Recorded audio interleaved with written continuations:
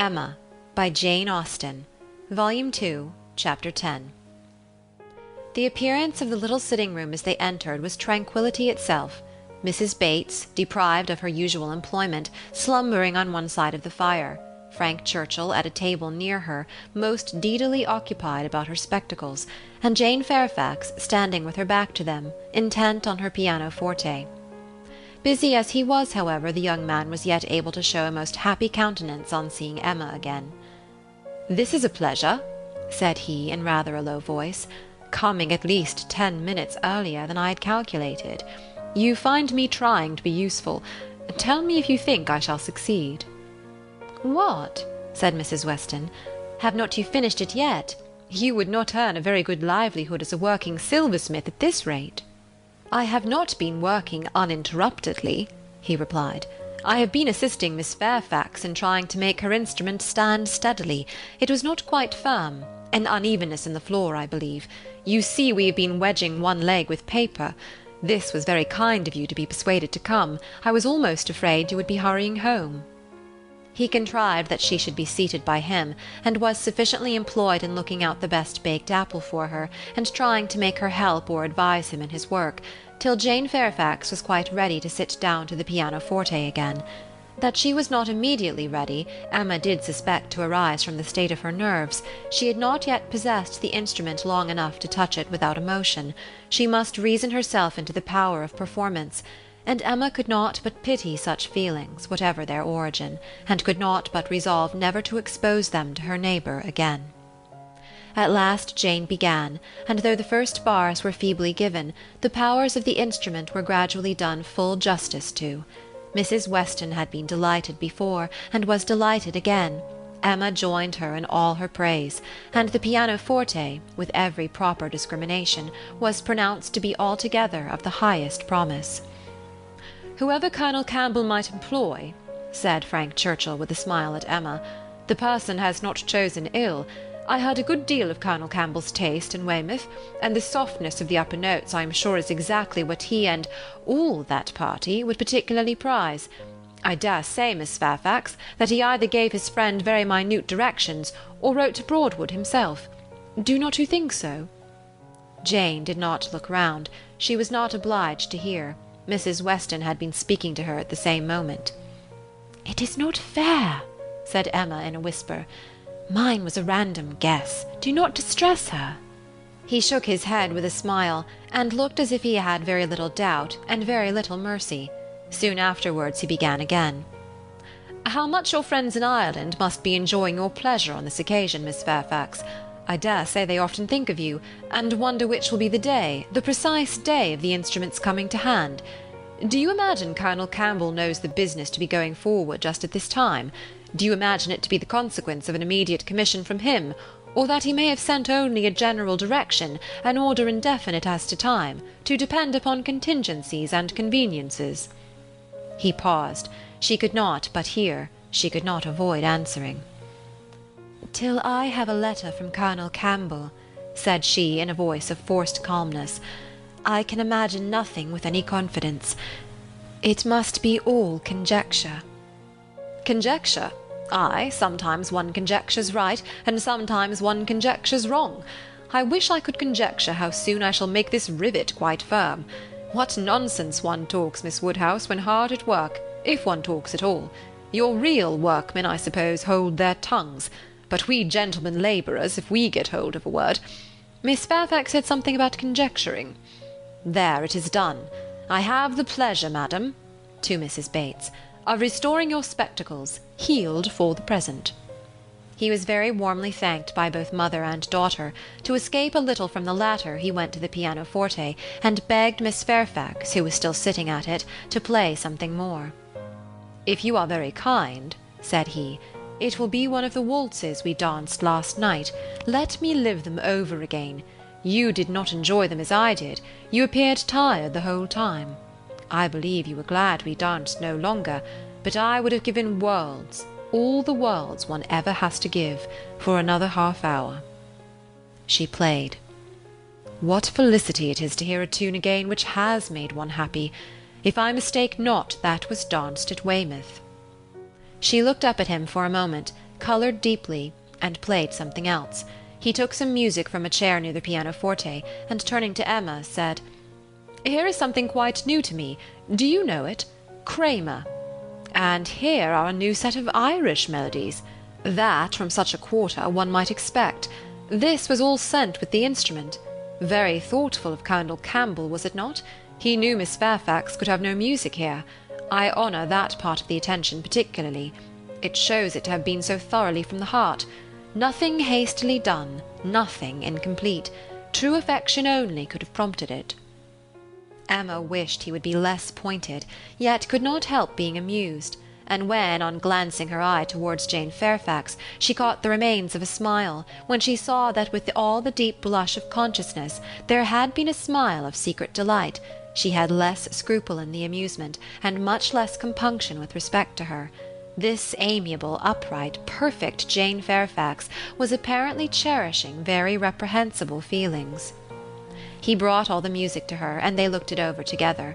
Emma took the opportunity of whispering, "You speak too plain. She must understand you." "I hope she does. I would have her understand me. I am not in the least ashamed of my meaning." "But really I am half ashamed, and wish I had never taken up the idea." "I am very glad you did, and that you communicated it to me. I have now a key to all her odd looks and ways. Leave shame to her. If she does wrong, she ought to feel it." "She is not entirely without it, I think." "I do not see much sign of it. She is playing Robin Adair at this moment, his favourite." Shortly afterwards Miss Bates, passing near the window, descried Mr. Knightley on horseback not far off. "Mr. Knightley, I declare! I must speak to him if possible, just to thank him. I will not open the window here, it will give you all cold, but I can go into my mother's room, you know. I dare say he will come in when he knows who is here. Quite delightful to have you all meet so. Our little room so honoured." She was in the adjoining chamber while she still spoke, and opening the casement there, immediately called Mr. Knightley's attention, and every syllable of their conversation was as distinctly heard by the others as if it had passed within the same apartment. "How do you do? How do you do? Oh, very well, I thank you. So obliged to you for the carriage last night. We were just in time, my mother just ready for us. Pray come in, do come in, you will find some friends here." So began Miss Bates, and Mr. Knightley seemed determined to be heard in his turn, for most resolutely and commandingly did he say, "How is your niece, Miss Bates? I want to inquire after you all, but particularly your niece. How is Miss Fairfax? I hope she caught no cold last night. How is she to-day? Tell me how Miss Fairfax is." And Miss Bates was obliged to give a direct answer before he would hear her in anything else. The listeners were amused, and Mrs. Weston gave Emma a look of particular meaning, but Emma still shook her head in steady scepticism. "So obliged to you, so very much obliged to you for the carriage," resumed Miss Bates. He cut her short with, "I am going to Kingston. Can I do anything for you?" "Oh, dear, Kingston, are you? Mrs. Cole was saying the other day she wanted something from Kingston." "Mrs. Cole has servants to send. Can I do anything for you?" "No, I thank you. But do come in. Who do you think is here? Miss Woodhouse and Miss Smith. So kind as to call to hear the new pianoforte. Do put up your horse at the Crown and come in." "Well," said he in a deliberating manner, "for 5 minutes, perhaps." "And here is Mrs. Weston and Frank Churchill too. Quite delightful, so many friends." "No, not now, I thank you. I could not stay 2 minutes. I must get on to Kingston as fast as I can." "Oh, do come in. They will be so very happy to see you." "No, no, your room is full enough. I will call another day and hear the pianoforte." "Well, I am so sorry. Oh, Mr. Knightley, what a delightful party last night, and how extremely pleasant. Did you ever see such dancing? Was not it delightful? Miss Woodhouse and Mr. Frank Churchill, I never saw anything equal to it." "Oh, very delightful indeed. I can say nothing less, for I suppose Miss Woodhouse and Mr. Frank Churchill are hearing everything that passes. And," raising his voice still more, "I do not see why Miss Fairfax should not be mentioned too. I think Miss Fairfax dances very well, and Mrs. Weston is the very best country dance player without exception in England. Now, if your friends have any gratitude, they will say something pretty loud about you and me in return, but I cannot stay to hear it." "Oh, Mr. Knightley, one moment more, something of consequence. So shocked! Jane and I are both so shocked about the apples." What is the matter now?" "To think of your sending us all your store apples! You said you had a great many, and now you have not one left. We really are so shocked. Mrs. Hodges may well be angry. William Larkins mentioned it here. You should not have done it, indeed you should not. Ah, he is off. He never can bear to be thanked. But I thought he would have stayed now, and it would have been a pity not to have mentioned. Well," returning to the room, "I have not been able to succeed. Mr. Knightley cannot stop. He is going to Kingston. He asked me if he could do anything." "Yes," said Jane. "We heard his kind offers. We heard everything." "Oh, yes, my dear, I dare say you might, because you know the door was open and the window was open, and Mr. Knightley spoke loud. You must have heard everything, to be sure. 'Can I do anything for you at Kingston?' said he. So I just mentioned, 'Oh, Miss Woodhouse, must you be going? You seem but just come.' So very obliging of you." Emma found it really time to be at home. The visit had already lasted long, and on examining watches, so much of the morning was perceived to be gone, that Mrs. Weston and her companion, taking leave also, could allow themselves only to walk with the two young ladies to Hartfield gates before they set off for Randalls. End of chapter 10. Chapter 11. It may be possible to do without dancing entirely. Instances have been known of young people passing many, many months successively without being at any ball of any description, and no material injury accrue either to body or mind. But when a beginning is made, when the felicities of rapid motion have once been, though slightly felt, it must be a very heavy set that does not ask for more. Frank Churchill had danced once at Highbury, and longed to dance again, and the last half-hour of an evening which Mr. Woodhouse was persuaded to spend with his daughter at Randalls was passed by the two young people in schemes on the subject. Frank's was the first idea, and his the greatest zeal in pursuing it, for the lady was the best judge of the difficulties, and the most solicitous for accommodation and appearance. But still she had inclination enough for showing people again how delightfully Mr. Frank Churchill and Miss Woodhouse danced, for doing that in which she need not blush to compare herself with Jane Fairfax, and even for simple dancing itself without any of the wicked aids of vanity. To assist him first in pacing out the room where they were in to see what it could be made to hold, and then in taking the dimensions of the other parlour in the hope of discovering, in spite of all that Mr. Weston could say of their exactly equal size, that it was a little the largest. His first proposition and request, that the dance begun at Mr. Cole's should be finished there, that the same party should be collected, and the same musician engaged, met with the readiest acquiescence.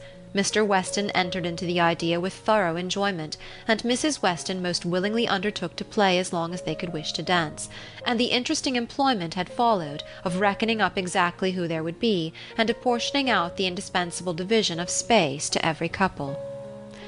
"You and Miss Smith and Miss Fairfax will be 3, and the 2 Miss Coxes 5, had been repeated many times over.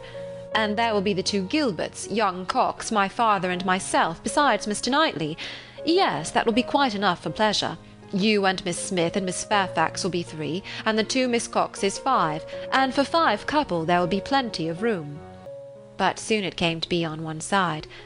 "But will there be good room for 5 couple? I really do not think there will." On another.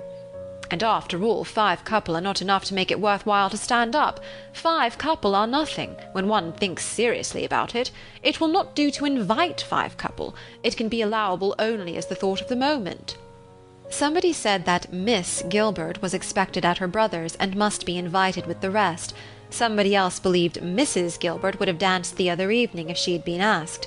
A word was put in for a second young Cox, and at last Mr. Weston naming one family of cousins who must be included, and another of very old acquaintance who could not be left out, it became a certainty that the 5 couple would be at least 10, and a very interesting speculation in what possible manner they could be disposed of. The doors of the 2 rooms were just opposite each other. Might not they use both rooms, and dance across the passage? It seemed the best scheme, and yet it was not so good but that many of them wanted a better. Emma said it would be awkward, Mrs. Weston was in distress about the supper, and Mr. Woodhouse opposed it earnestly on the score of health. It made him so very unhappy, indeed, that it could not be persevered in. "Oh, no," said he, It would be the extreme of imprudence. I could not bear it for Emma. Emma is not strong. She would catch a dreadful cold. So would poor little Harriet. So would you all. Mrs. Weston, you would be quite laid up. Do not let them talk of such a wild thing. Pray do not let them talk of it. That young man," speaking lower, "is very thoughtless. Do not tell his father, but that young man is not quite the thing. He has been opening the doors very often this evening, and keeping them open very inconsiderately. He does not think of the draught. I do not mean to set you against him, but indeed he is not quite the thing."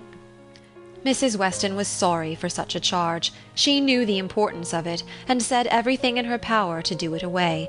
Every door was now closed, the passage plan given up, and the first scheme of dancing only in the room they were in resorted to again, and with such goodwill on Frank Churchill's part, that the space which a quarter of an hour before had been deemed barely sufficient for 5 couple was now endeavoured to be made out quite enough for 10.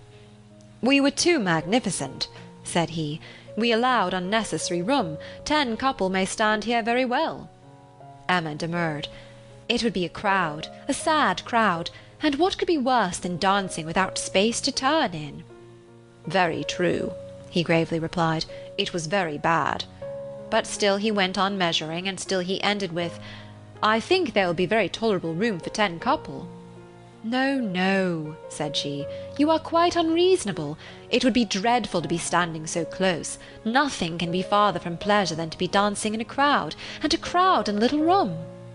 "There is no denying it," he replied. "I agree with you exactly. A crowd in a little room. Miss Woodhouse, you have the art of giving pictures in a few words. Exquisite, quite exquisite. Still, however, having proceeded so far, one is unwilling to give the matter up. It would be a disappointment to my father, and altogether, I do not know that. I am rather of opinion that 10 couple might stand here very well." Emma perceived that the nature of his gallantry was a little self-willed, and that he would rather oppose than lose the pleasure of dancing with her, but she took the compliment and forgave the rest.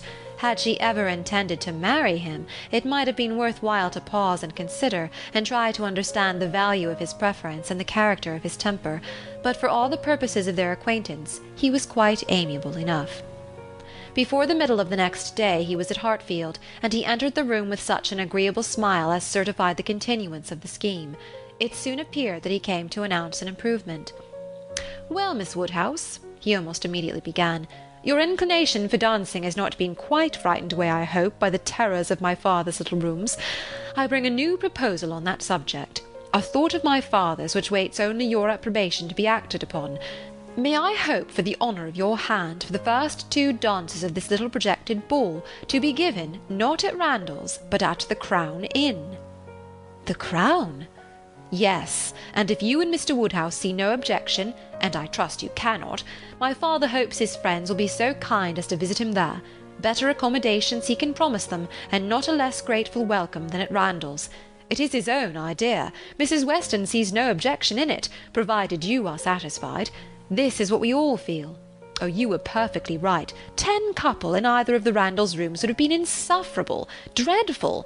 I felt how right you were the whole time, but I was too anxious for securing anything to like to yield. Is it not a good exchange? You consent? I hope you consent." "It appears to me a plan that nobody can object to, if Mr. and Mrs. Weston do not. I think it admirable, and as far as I can answer for myself, shall be most happy. It seems the only improvement that could be. Papa, do you not think it an excellent improvement?" She was obliged to repeat and explain it before it was fully comprehended, and then, being quite new, farther representations were necessary to make it acceptable. "No, he thought it very far from an improvement, a very bad plan, much worse than the other. A room at an inn was always damp and dangerous, never properly aired or fit to be inhabited. If they must dance, they had better dance at Randall's. He had never been in the room at the Crown in his life, did not know the people who kept it by sight. Oh no, a very bad plan. They would catch worse colds at the Crown than anywhere." "I was going to observe, sir," said Frank Churchill, "that one of the great recommendations of this change would be the very little danger of anybody's catching cold. So much less danger at the Crown than at Randall's. Mr. Perry might have reason to regret the alteration, but nobody else could." "Sir," said Mr. Woodhouse rather warmly, "you are very much mistaken if you suppose Mr. Perry to be that sort of character. Mr. Perry is extremely concerned when any of us are ill, but I do not understand how the room at the Crown can be safer for you than your father's house." "From the very circumstance of its being larger, sir. We shall have no occasion to open the windows at all, not once the whole evening, and it is that dreadful habit of opening the windows, letting in cold air upon heated bodies, which, as you well know, sir, does the mischief." "Open the windows? But surely, Mr. Churchill, nobody would think of opening the windows at Randalls. Nobody could be so imprudent. I never heard of such a thing, dancing with open windows. I am sure neither your father nor Mrs. Weston, poor Miss Taylor that was, would suffer it." "Ah, sir, but a thoughtless young person will sometimes step behind a window curtain and throw up a sash, without its being suspected. I have often known it done myself."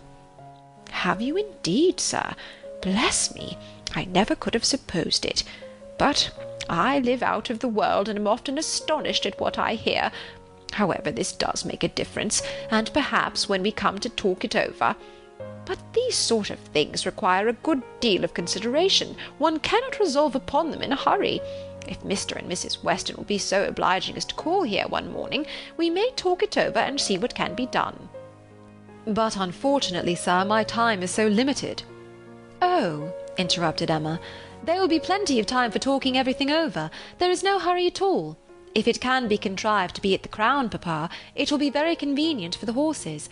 They will be so near their own stable." "So they will, my dear. That is a great thing. Not that James ever complains, but it is right to spare our horses when we can. If I could be sure of the rooms being thoroughly aired. But is Mrs. Stokes to be trusted? I doubt it. I do not know her, even by sight." "I can answer for everything of that nature, sir, because it will be under Mrs. Weston's care. Mrs. Weston undertakes to direct the whole." "There, papa, now you must be satisfied. Our own dear Mrs. Weston, who is carefulness itself. Do not you remember what Mr. Perry said so many years ago, when I had the measles? If Miss Taylor undertakes to wrap Miss Emma up, you need not have any fears, sir. How often have I heard you speak of it as such a compliment to her?" "Ay, very true. Mr. Perry did say so. I shall never forget it. Poor little Emma! You were very bad with the measles. That is, you would have been very bad, but for Perry's great attention. He came 4 times a day for a week. He said from the first it was a very good sort, which was our great comfort, but the measles are a dreadful complaint. I hope whenever poor Isabella's little ones have the measles, she will send for Perry." "My father and Mrs. Weston are at the Crown at this moment," said Frank Churchill, "examining the capabilities of the house. I left them there and came on to Hartfield, impatient for your opinion, and hoping you might be persuaded to join them and give your advice on the spot. I was desired to say so from both. It would be the greatest pleasure to them if you could allow me to attend you there. They can do nothing satisfactorily without you." Emma was most happy to be called to such a council, and her father engaging to think it all over while she was gone, the 2 young people set off together without delay for the Crown.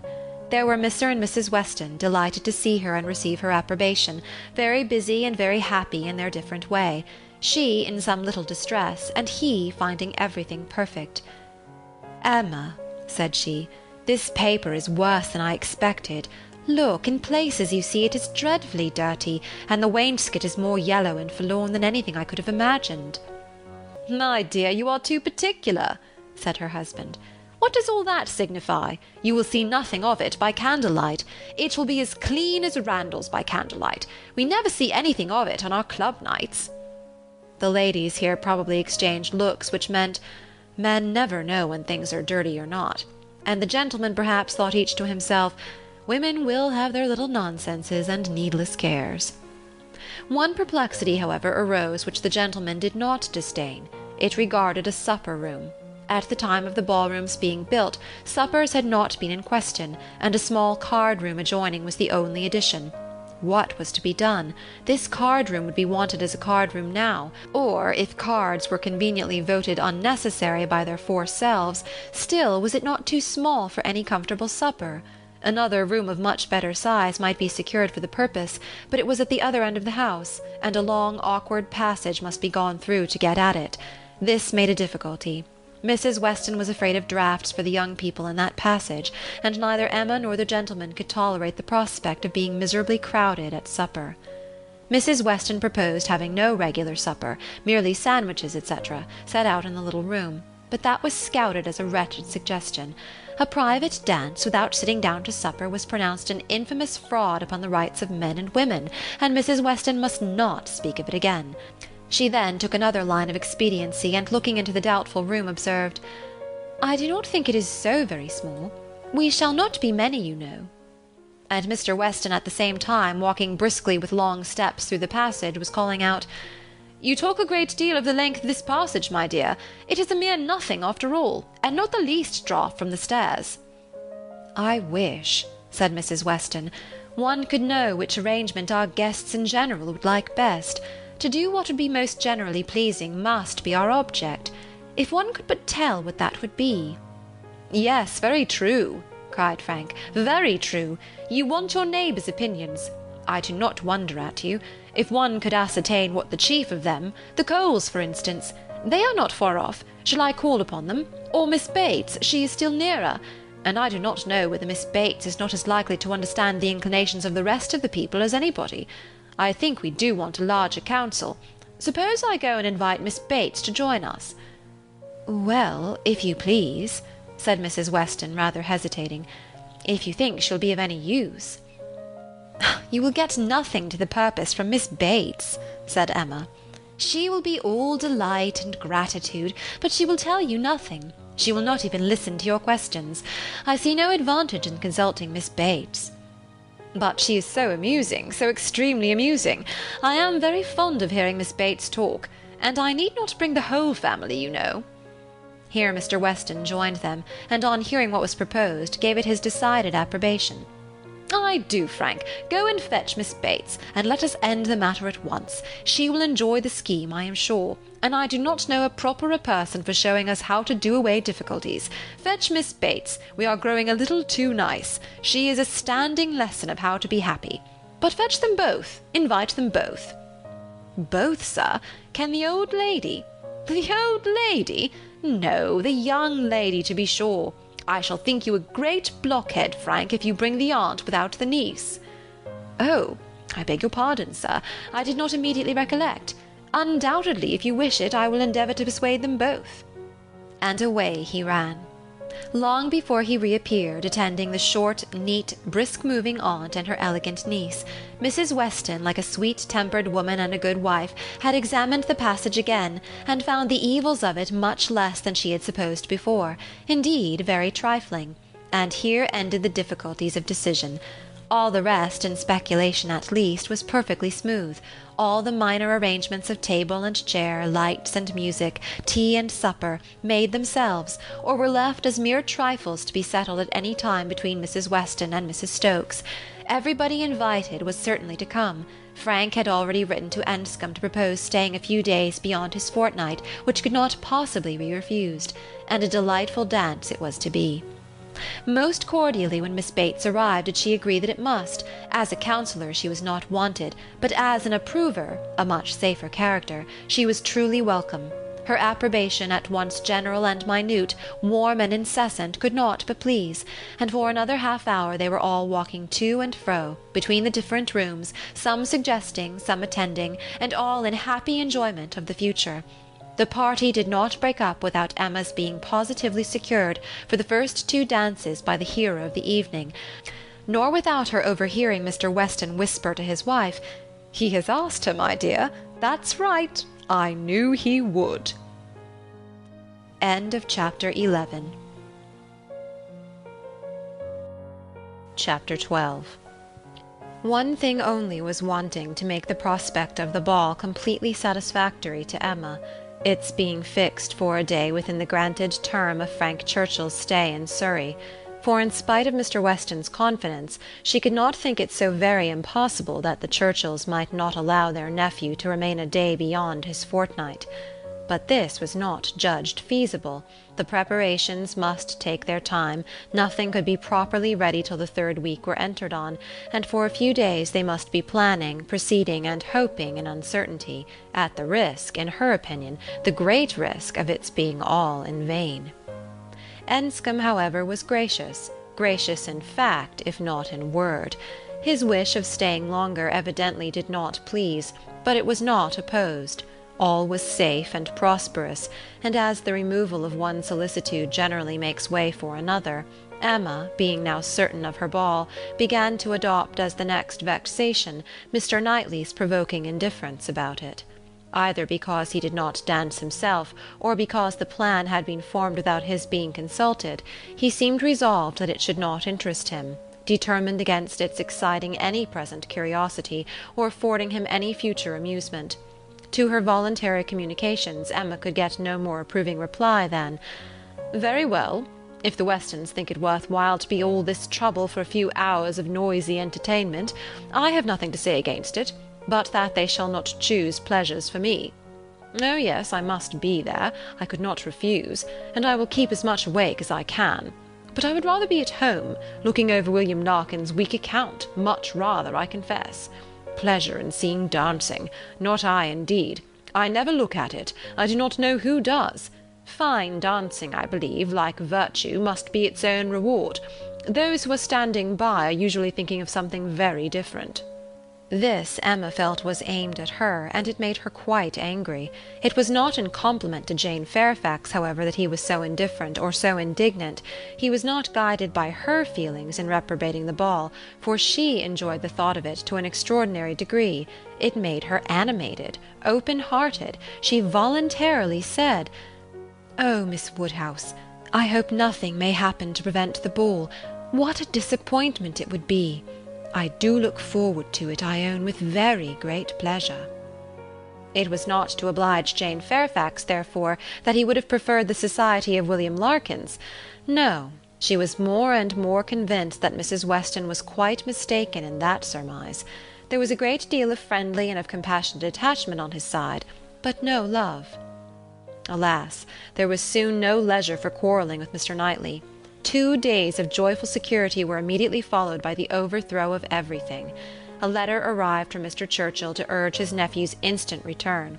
Mrs. Churchill was unwell, far too unwell to do without him. She had been in a very suffering state, so said her husband, when writing to her nephew 2 days before, though from her usual unwillingness to give pain, and constant habit of never thinking of herself, she had not mentioned it.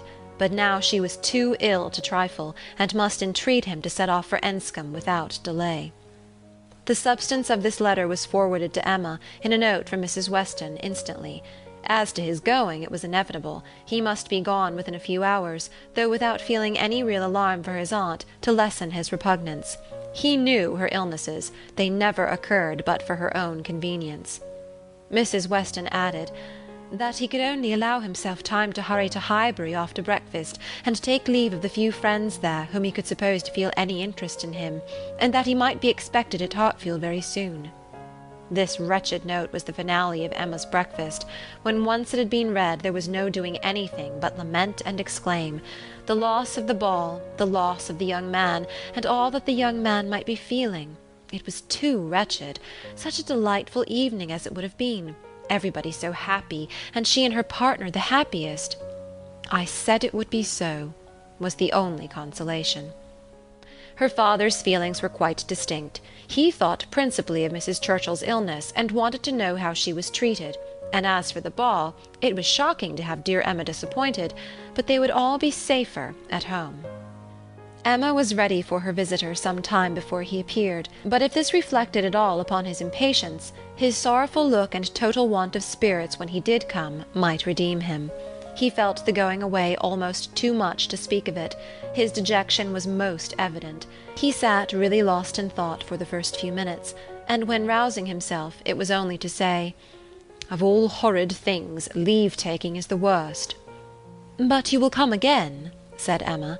"This will not be your only visit to Randalls." "Ah," shaking his head, "the uncertainty of when I may be able to return. I shall try for it with a zeal. It will be the object of all my thoughts and cares, and if my uncle and aunt go to town this spring— But I am afraid they did not stir last spring. I am afraid it is a custom gone for ever. Our poor ball must be quite given up. Ah, that ball! Why did we wait for anything? Why not seize the pleasure at once?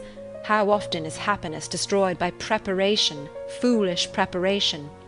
You told us it would be so.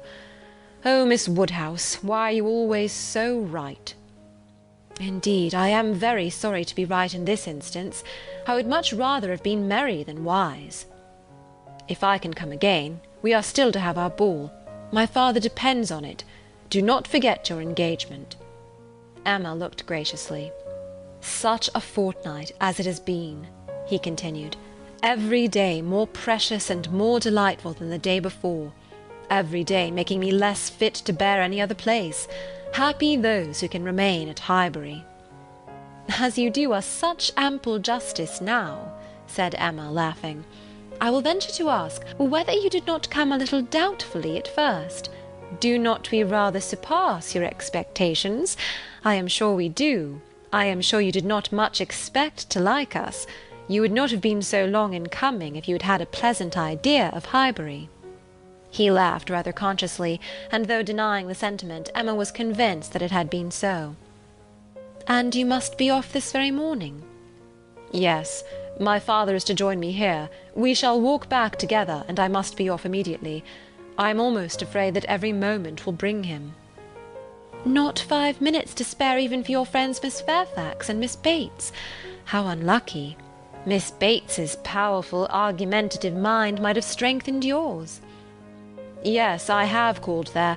Passing the door, I thought it better. It was the right thing to do. I went in for 3 minutes and was detained by Miss Bates's being absent. She was out, and I felt it impossible not to wait till she came in. She is a woman that one may, that one must, laugh at, but that one would not wish to slight.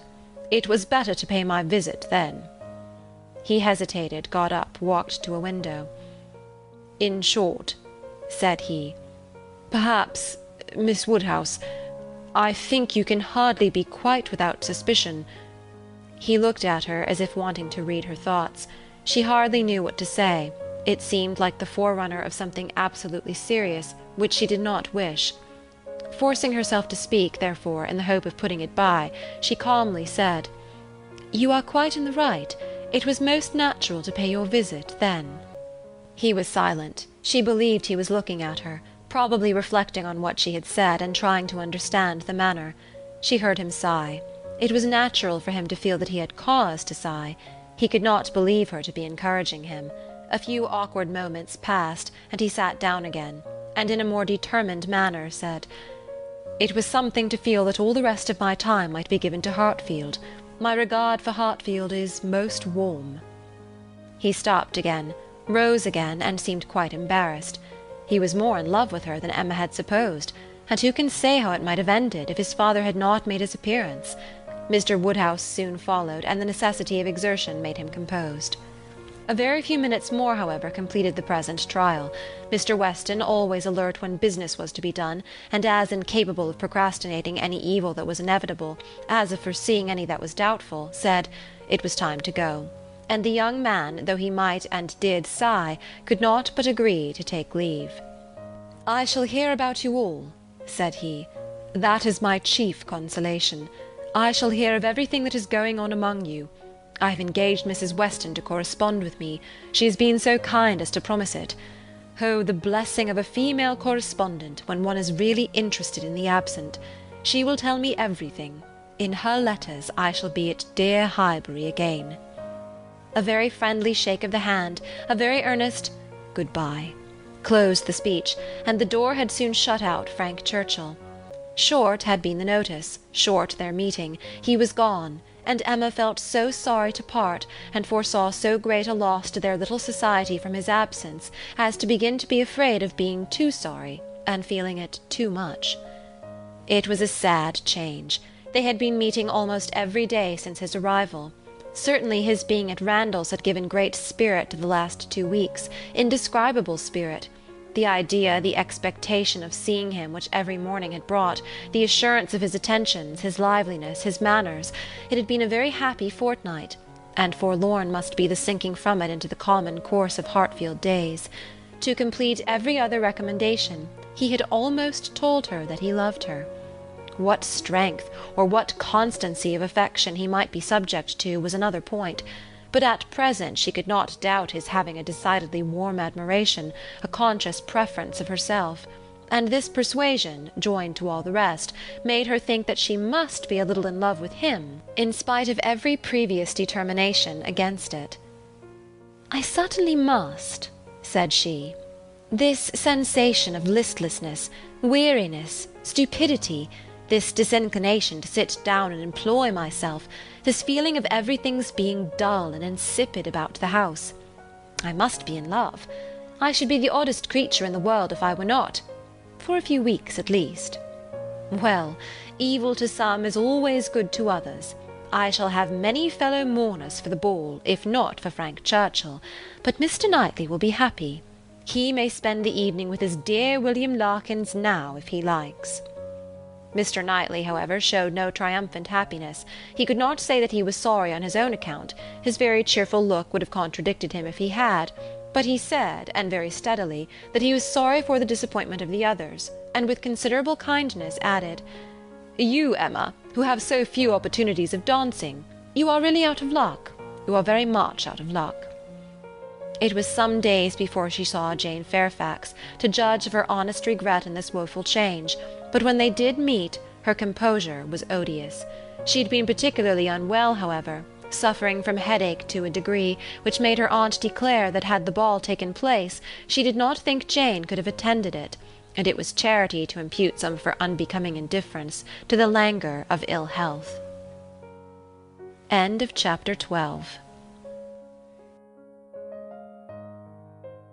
Chapter 13.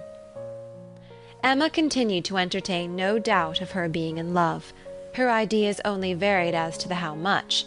At first she thought it was a good deal, and afterwards but little. She had great pleasure in hearing Frank Churchill talked of, and for his sake greater pleasure than ever in seeing Mr. and Mrs. Weston. She was very often thinking of him, and quite impatient for a letter, that she might know how he was, how were his spirits, how was his aunt, and what was the chance of his coming to Randalls again this spring. But on the other hand she could not admit herself to be unhappy, nor, after the first morning, to be less disposed for employment than usual. She was still busy and cheerful, and pleasing as he was, she could yet imagine him to have faults, and farther, though thinking of him so much, and as she sat drawing or working, forming 1,000 amusing schemes for the progress and close of their attachment, fancying interesting dialogues and inventing elegant letters, the conclusion of every imaginary declaration on his side was that she refused him. Their affection was always to subside into friendship. Everything tender and charming was to mark their parting, but still they were to part. When she became sensible of this, it struck her that she could not be very much in love, for in spite of her previous and fixed determination never to quit her father, never to marry, a strong attachment certainly must produce more of a struggle than she could foresee in her own feelings. "I do not find myself making any use of the word sacrifice," said she. "In not one of all my clever replies, my delicate negatives, is there any allusion to making a sacrifice. I do suspect that he is not really necessary to my happiness.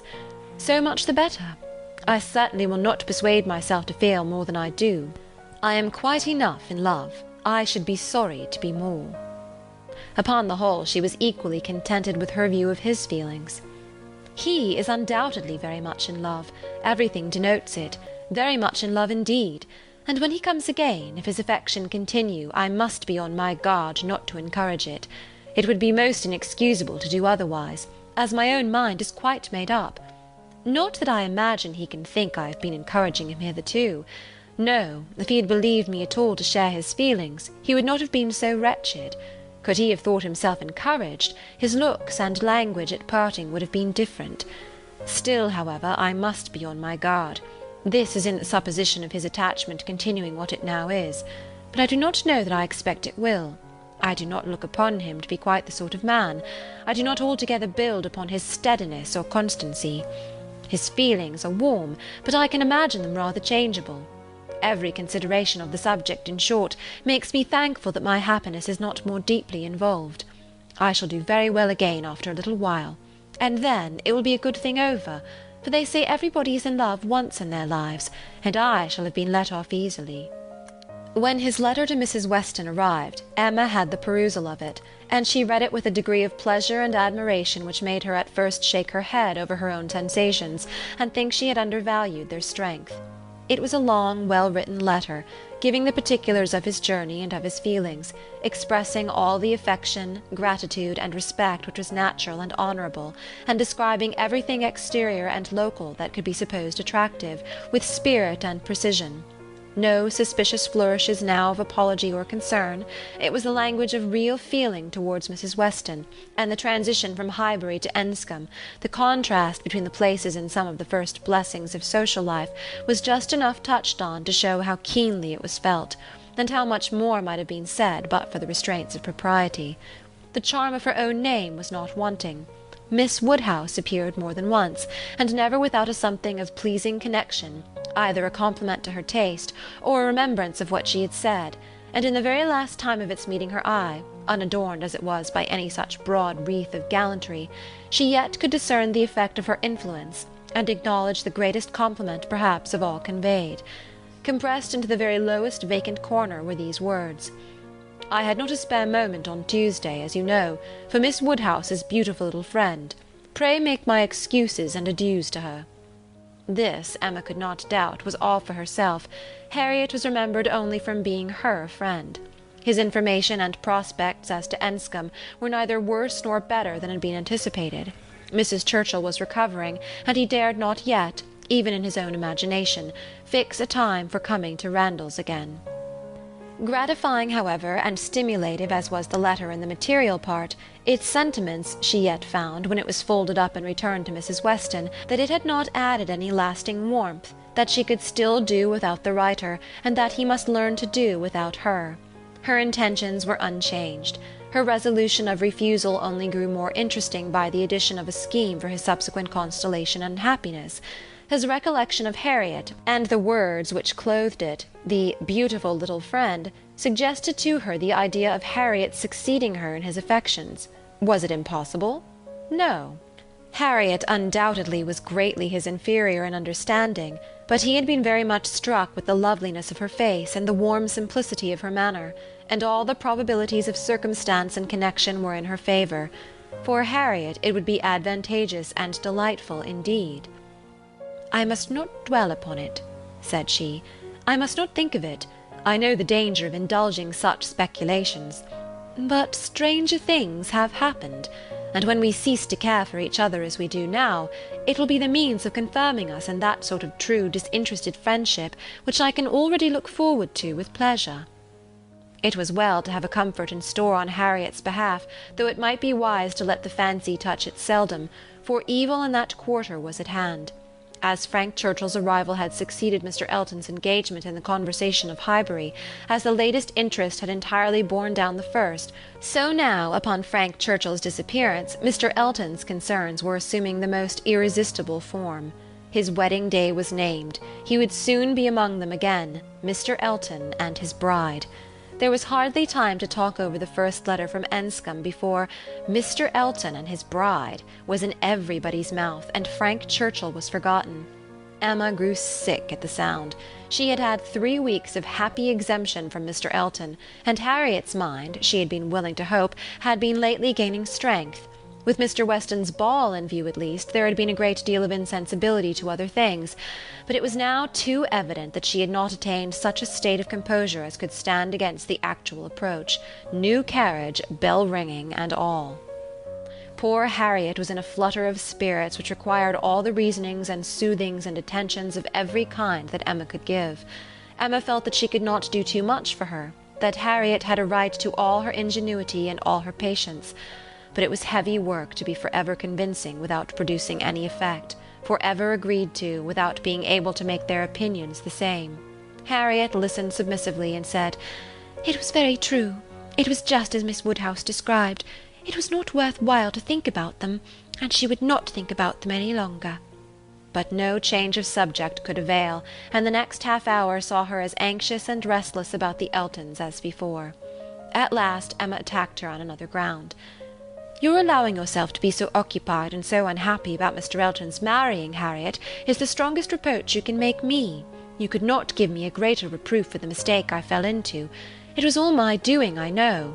I have not forgotten it, I assure you. Deceived myself, I did very miserably deceive you, and it will be a painful reflection to me forever. Do not imagine me in danger of forgetting it." Harriet felt this too much to utter more than a few words of eager exclamation. Emma continued, "I have not said exert yourself, Harriet, for my sake. Think less, talk less of Mr. Elton for my sake, because for your own sake rather I would wish it to be done, for the sake of what is more important than my comfort, a habit of self-command in you, a consideration of what is your duty, an attention to propriety, an endeavour to avoid the suspicions of others, to save your health and credit, and restore your tranquillity. These are the motives which I have been pressing on you. They are very important, and sorry I am that you cannot feel them sufficiently to act upon them. My being saved from pain is a very secondary consideration. I want you to save yourself from greater pain. Perhaps I may sometimes have felt that Harriet would not forget what was due, or rather what would be kind by me." This appeal to her affections did more than all the rest. The idea of wanting gratitude and consideration for Miss Woodhouse, whom she really loved extremely, made her wretched for a while, and when the violence of grief was comforted away, still remained powerful enough to prompt to what was right and support her in it very tolerably.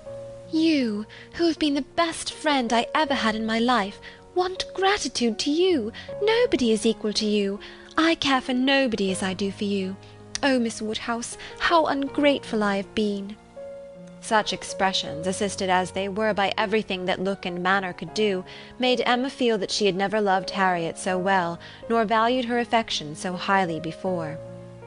"There is no charm equal to tenderness of heart," said she afterwards to herself. "There is nothing to be compared to it. Warmth and tenderness of heart, with an affectionate open manner, will beat all the clearness of head in the world for attraction, I am sure it will. It is tenderness of heart which makes my dear father so generally beloved, which gives Isabella all her popularity. I have it not, but I know how to prize and respect it. Harriet is my superior in all the charm and all the felicity it gives. Dear Harriet, I would not change you for the clearest-headed, longest-sighted, best-judging female breathing. Oh, the coldness of a Jane Fairfax! Harriet is worth 100 such. And for a wife, a sensible man's wife, it is invaluable. I mention no names, but happy the man who changes Emma for Harriet." End of chapter 13. Chapter 14. Mrs. Elton was first seen at church, but though devotion might be interrupted, curiosity could not be satisfied by a bride in a pew, and it must be left for the visits in form which were then to be paid, to settle whether she were very pretty indeed, or only rather pretty, or not pretty at all. Emma had feelings less of curiosity than of pride or propriety, to make her resolve on not being the last to pay her respects, and she made a point of Harriet's going with her, that the worst of the business might be gone through as soon as possible. She could not enter the house again, could not be in the same room to which she had with such vain artifice retreated 3 months ago to lace up her boot, without recollecting. 1,000 vexatious thoughts would recur, compliments, charades, and horrible blunders, and it was not to be supposed that poor Harriet should not be recollecting too, but she behaved very well, and was only rather pale and silent. The visit was of course short, and there was so much embarrassment and occupation of mind to shorten it, that Emma would not allow herself entirely to form an opinion of the lady, and on no account to give one, beyond the nothing-meaning terms of being elegantly dressed and very pleasing. She did not really like her. She would not be in a hurry to find fault, but she suspected that there was no elegance, ease, but not elegance. She was almost sure that for a young woman, a stranger, a bride, there was too much ease. Her person was rather good, her face not unpretty, but neither feature nor air nor voice nor manner were elegant. Emma thought at least it would turn out so. As for Mr. Elton, his manners did not appear— but no, she would not permit a hasty or a witty word from herself about his manners. It was an awkward ceremony at any time to be receiving wedding visits, and a man had need be all grace to acquit himself well through it. The woman was better off; she might have the assistance of fine clothes, and the privilege of bashfulness, but the man had only his own good sense to depend on, and when she considered how peculiarly unlucky poor Mr. Elton was in being in the same room at once with the woman he had just married, the woman he had wanted to marry, and the woman whom he had been expected to marry, she must allow him to have the right to look as little wise, and to be as much affectedly and as little really easy as could be. "Well, Miss Woodhouse," said Harriet, when they had quitted the house, and after waiting in vain for her friend to begin, "well, Miss Woodhouse," with a gentle sigh, "what do you think of her? Is not she very charming?" There was a little hesitation in Emma's answer. "Oh, yes, very. A very pleasing young woman." "I think her beautiful, quite beautiful." "Very nicely dressed indeed. A remarkably elegant gown." "I am not at all surprised that he should have fallen in love." "No, no, there is nothing to surprise one at all. A pretty fortune, and she came in his way." "I dare say," returned Harriet, sighing again, "I dare say she was very much attached to him." "Perhaps she might, but it is not every man's fate to marry the woman who loves him best. Miss Hawkins perhaps wanted a home, and thought this the very best offer she was likely to have." "Yes," said Harriet earnestly, "and well she might; nobody could ever have a better. Well, I wish them happy with all my heart. And now, Miss Woodhouse, I do not think I shall mind seeing them again. He is just as superior as ever. But being married, you know, it is quite a different thing. No, indeed, Miss Woodhouse, you need not be afraid.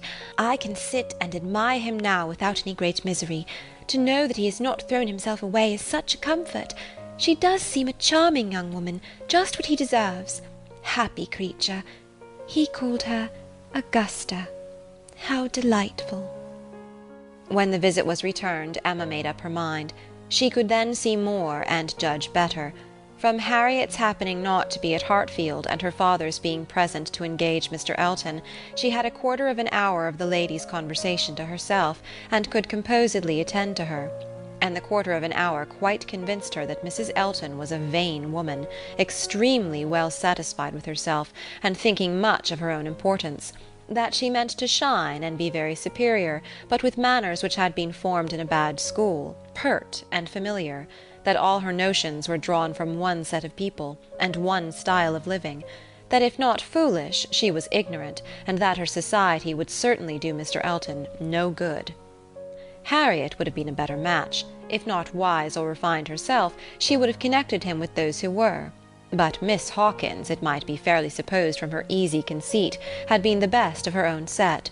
The rich brother-in-law near Bristol was the pride of the alliance, and his place and his carriages were the pride of him. The very first subject after being seated was Maple Grove. "My brother Mr. Suckling's seat," a comparison of Hartfield to Maple Grove. The grounds of Hartfield were small, but neat and pretty, and the house was modern and well built. Mrs. Elton seemed most favourably impressed by the size of the room, the entrance, and all that she could see or imagine. "Very like Maple Grove indeed. She was quite struck by the likeness. That room was the very shape and size of the morning-room at Maple Grove, her sister's favourite room." Mr. Elton was appealed to. Was it not astonishingly like? She could really almost fancy herself at Maple Grove. "And the staircase. You know, as I came in, I observed how very like the staircase was, placed exactly in the same part of the house. I really could not help exclaiming. I assure you, Miss Woodhouse, it is very delightful to me to be reminded of a place I am so extremely partial to as Maple Grove. I have spent so many happy months there," with a little sigh of sentiment. A charming place, undoubtedly. Everybody who sees it is struck by its beauty, but to me it has been quite a home. Whenever you are transplanted, like me, Miss Woodhouse, you will understand how very delightful it is to meet with anything at all like what one has left behind. I always say this is quite one of the evils of matrimony." Emma made as slight a reply as she could, but it was fully sufficient for Mrs. Elton, who only wanted to be talking herself. "So extremely like Maple Grove, and it is not merely the house. The grounds, I assure you, as far as I could observe, are strikingly like. The laurels at Maple Grove are in the same profusion as here, and stand very much in the same way, just across the lawn, and I had a glimpse of a fine large tree, with a bench round it, which put me so exactly in mind. My brother and sister will be enchanted with this place. People who have extensive grounds themselves are always pleased with anything in the same style." Emma doubted the truth of this sentiment. She had a great idea that people who had extensive grounds themselves cared very little for extensive grounds of anybody else, but it was not worth while to attack an error so double-dyed, and therefore only said in reply, "When you have seen more of this country, I am afraid you will think you have overrated Hartfield. Surrey is full of beauties." "Oh, yes, I am quite aware of that. It is the garden of England, you know. Surrey is the garden of England." "Yes, but we must not rest our claims on that distinction. Many counties, I believe, are called the garden of England as well as Surrey." "No, I fancy not," said Mrs. Elton with a most satisfied smile. "I never heard any county but Surrey called so." Emma was silenced. "My brother and sister have promised us a visit in the spring, or summer at farthest," continued Mrs. Elton, "and that will be our time for exploring. While they are with us, we shall explore a great deal, I dare say. They will have their barouche landau, of course, which holds four perfectly, and therefore, without saying anything of our carriage, we should be able to explore the different beauties extremely well. They would hardly come in their chairs, I think, at that season of the year. Indeed, when the time draws on, I shall decidedly recommend their bringing the barouche landau. It will be so very much preferable. When people come into a beautiful country of this sort, you know, Miss Woodhouse, one naturally wishes them to see as much as possible, and Mr. Suckling is extremely fond of exploring. We explored to King's Weston twice last summer, in that way, most delightfully, just after their first having the barouche landau. You have many parties of that kind here, I suppose, Miss Woodhouse, every summer?" "No, not immediately here. We are rather out of distance of the very striking beauties which attract the sort of parties you speak of, and we are a very quiet set of people, I believe, more disposed to stay at home than engage in schemes of pleasure." "Ah, there is nothing like staying at home for real comfort. Nobody can be more devoted to home than I am. I was quite a proverb for it at Maple Grove. Many a time has Selina said, when she has been going to Bristol, 'I really cannot get this girl to move from the house. I absolutely must go in by myself, though I hate being stuck up in the barouche landau without a companion.' But Augusta, I believe, with her own good will, would never stir beyond the park paling. Many a time has she said so, and yet I am no advocate for entire seclusion. I think, on the contrary, when people shut themselves up entirely from society, it is a very bad thing, and that it is much more advisable to mix in the world in a proper degree, without living in it either too much or too little. I perfectly understand your situation, however, Miss Woodhouse," looking towards Mr. Woodhouse. "Your father's state of health must be a great drawback. Why does not he try Bath? Indeed he should. Let me recommend Bath to you. I assure you I have no doubt of its doing Mr. Woodhouse good." "My father tried it more than once, formerly, but without receiving any benefit. And Mr. Perry, whose name I dare say is not unknown to you, does not conceive it would be at all more likely to be useful now." "Ah, that's a great pity, for I assure you, Miss Woodhouse, when the waters do agree, it is quite wonderful the relief they give. In my Bath life I have seen such instances of it, and it is so cheerful a place that it could not fail of being of use to Mr. Woodhouse's spirits, which I understand are sometimes much depressed. and as to its recommendations to you, I fancy I need not take much pains to dwell on them. The advantages of Bath to the young are pretty generally understood. It would be a charming introduction for you, who have lived so secluded a life, and I could immediately secure you some of the best society in the place. A line from me would bring you a little host of acquaintance, and my particular friend, Mrs. Partridge, the lady I have always resided with when in Bath, would be most happy to show you any attentions, and would be the very person for you to go into public with." It was as much as Emma could bear without being impolite. The idea of her being indebted to Mrs. Elton for what was called an introduction, of her going into public under the auspices of a friend of Mrs. Elton's, probably some vulgar, dashing widow, who, with the help of a boarder, just made a shift to live. The dignity of Miss Woodhouse of Hartfield was sunk indeed. She restrained herself, however, from any of the reproof she could have given, and only thanked Mrs. Elton coolly.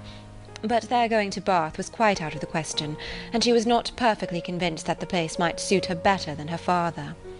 And then, to prevent farther outrage and indignation, changed the subject directly. "I do not ask whether you are musical, Mrs. Elton. Upon these occasions a lady's character generally precedes her, and Highbury has long known that you are a superior performer." "Oh, no, indeed. I must protest against any such idea. A superior performer? Very far from it, I assure you. Consider from how partial a quarter your information came. I am dotingly fond of music, passionately fond, and my friends say I am not entirely devoid of taste, but as to anything else, upon my honour, my performance is mediocre to the last degree. You, Miss Woodhouse, I well know, play delightfully. I assure you it has been the greatest satisfaction, comfort, and delight to me to hear what a musical society I am got into. I absolutely cannot do without music. It is a necessary of life to me, and having always been used to a very musical society, both at Maple Grove and in Bath, it would have been a most serious sacrifice. I honestly said as much to Mr. E. when he was speaking of my future home, and expressing his fears lest the retirement of it should be disagreeable, and the inferiority of the house too, knowing what I had been accustomed to. Of course he was not wholly without apprehension. When he was speaking of it in that way, I honestly said that the world I could give up, parties, balls, plays, for I had no fear of retirement. Blessed with so many resources within myself, the world was not necessary to me. I could do very well without it. To those who had no resources it was a different thing, but my resources made me quite independent, and as to smaller-sized rooms than I had been used to, I really could not give it a thought. I hoped I was perfectly equal to any sacrifice of that description. Certainly I had been accustomed to every luxury at Maple Grove, but I did assure him that 2 carriages were not necessary to my happiness, nor were spacious apartments. But, said I, to be quite honest, I do not think I can live without something of a musical society. I condition for nothing else, but without music life would be a blank to me." "We cannot suppose," said Emma, smiling, "that Mr. Elton would hesitate to assure you of there being a very musical society in Highbury, and I hope you'll not find he has outstepped the truth more than may be pardoned, in consideration of the motive." "No, indeed, I have no doubts at all on that head. I am delighted to find myself in such a circle. I hope we shall have many sweet little concerts together. I think, Miss Woodhouse, you and I must establish a musical club, and have regular weekly meetings at your house or ours. Will not it be a good plan? If we exert ourselves, I think we shall not be long in want of allies. Something of that nature would be particularly desirable for me, as an inducement to keep me in practice. For married women, you know, there is a sad story against them in general. They are but too apt to give up music." "But you, who are so extremely fond of it, there can be no danger, surely?" "I should hope not. But really, when I look around among my acquaintance, I tremble. Selina has entirely given up music, never touches the instrument, though she played sweetly. And the same may be said of Mrs. Jeffreys, Clara Partridge that was, and of the 2 Milmans, now Mrs. Bird and Mrs. James Cooper, and of more than I can enumerate. Upon my word, it is enough to put one in a fright. I used to be quite angry with Selina, but really I begin now to comprehend that a married woman has many things to call her attention. I believe I was half an hour this morning shut up with my housekeeper." "But everything of that kind," said Emma, "will soon be in so regular a train—" "Well," said Mrs. Elton, laughing, "we shall see." Emma, finding her so determined upon neglecting her music, had nothing more to say, and after a moment's pause Mrs. Elton chose another subject. "We have been calling at Randall's," said she, "and found them both at home, and very pleasant people they seem to be. I like them extremely. Mr. Weston seems an excellent creature, quite a first-rate favourite with me already, I assure you. And she appears so truly good. There is something so motherly and so kind-hearted about her that it wins upon one directly. She was your governess, I think?" Emma was almost too much astonished to answer, but Mrs. Elton hardly waited for the affirmative before she went on. "Having understood as much, I was rather astonished to find her so very ladylike, but really she is quite the gentlewoman." "Mrs. Weston's manners," said Emma, "were always particularly good. Their propriety, simplicity, and elegance would make them the safest model for any young woman." "And who do you think came in while we were there?" Emma was quite at a loss. The tone implied some old acquaintance, and how could she possibly guess? "Knightley," continued Mrs. Elton, "Knightley himself. Was not it lucky? For not being within when he called the other day, I had never seen him before, and of course, as so particular a friend of Mr. E.'s, I had a great curiosity. My friend Knightley had been so often mentioned that I was really impatient to see him, and I must do my caro sposo the justice to say that he need not be ashamed of his friend. Knightley is quite the gentleman. I like him very much. Decidedly, I think, a very gentlemanlike man." Happily, it was now time to be gone. They were off, and Emma could breathe. "Insufferable woman!" was her immediate exclamation. "Worse than I had supposed. Absolutely insufferable. Knightley! I could not have believed it. Knightley! Never seen him in her life before, and call him Knightley, and discover that he is a gentleman. A little upstart, vulgar being, with her Mr. E., and her caro sposo, and her resources, and all her airs of pert pretension and underbred finery. Actually to discover that Mr. Knightley is a gentleman. I doubt whether he will return the compliment and discover her to be a lady. I could not have believed it. And to propose that she and I should unite to form a musical club. One would fancy we were bosom friends. And Mrs. Weston, astonished that the person who had brought me up should be a gentlewoman. Worse and worse. I never met with her equal. Much beyond my hopes. Harriet is disgraced by any comparison. Oh, what would Frank Churchill say to her if he were here? How angry and how diverted he would be! Ah, there I am, thinking of him directly, always the first person to be thought of. How I catch myself out! Frank Churchill comes as regularly into my mind. All this ran so glibly through her thoughts that by the time her father had arranged himself after the bustle of the Eltons' departure, and was ready to speak, she was very tolerably capable of attending. "Well, my dear," he deliberately began, "considering we never saw her before, she seems a very pretty sort of young lady, and I dare say she was much pleased with you. She speaks a little too quick. A little quickness of voice there is which rather hurts the ear. But I believe I am nice. I do not like strange voices, and nobody speaks like you and poor Miss Taylor. However, she seems a very obliging, pretty-behaved young lady, and no doubt will make him a very good wife, though I think he had better not have married. I made the best excuses I could for not having been able to wait on him and Mrs. Elton on this happy occasion. I said that I hoped I should in the course of the summer, but I ought to have gone before. Not to wait upon a bride is very remiss. Oh, it shows what a sad invalid I am. But I do not like the corner into Vicarage Lane." "I dare say your apologies were accepted, sir. Mr. Elton knows you." "Yes, but a young lady, a bride. I ought to have paid my respects to her if possible. It was being very deficient." "But, my dear papa, you are no friend to matrimony, and therefore why should you be so anxious to pay your respects to a bride? It ought to be no recommendation to you.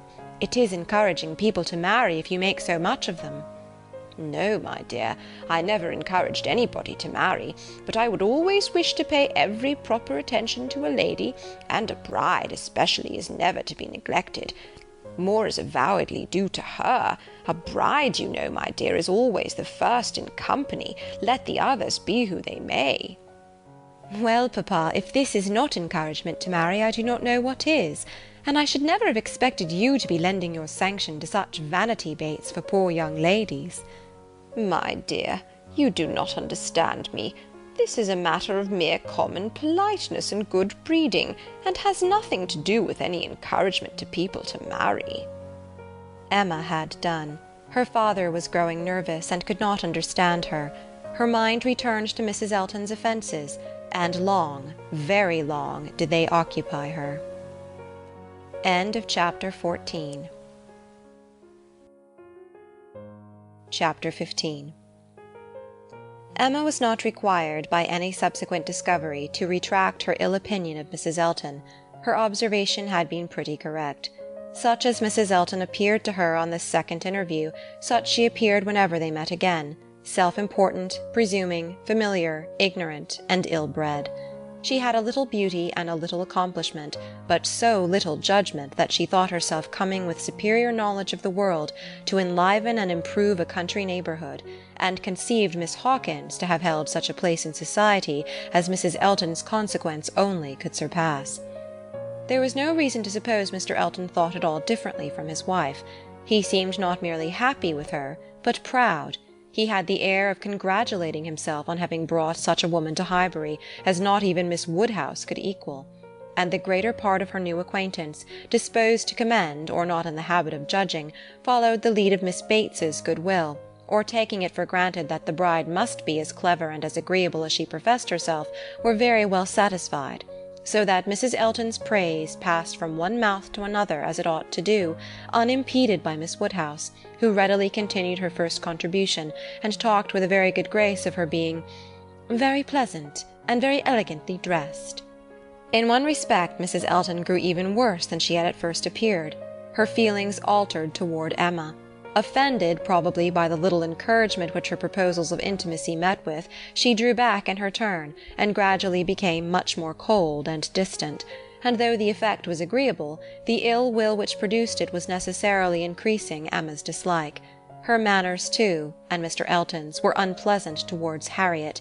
They were sneering and negligent. Emma hoped it must rapidly work Harriet's cure, but the sensations which could prompt such behaviour sunk them both very much. It was not to be doubted that poor Harriet's attachment had been an offering to conjugal unreserve, and her own share in the story, under a colouring the least favourable to her and the most soothing to him, had in all likelihood been given also. She was of course the object of their joint dislike. When they had nothing else to say, it must be always easy to begin abusing Miss Woodhouse, and the enmity which they dared not show in open disrespect to her found a broader vent in contemptuous treatment of Harriet. Mrs. Elton took a great fancy to Jane Fairfax, and from the first.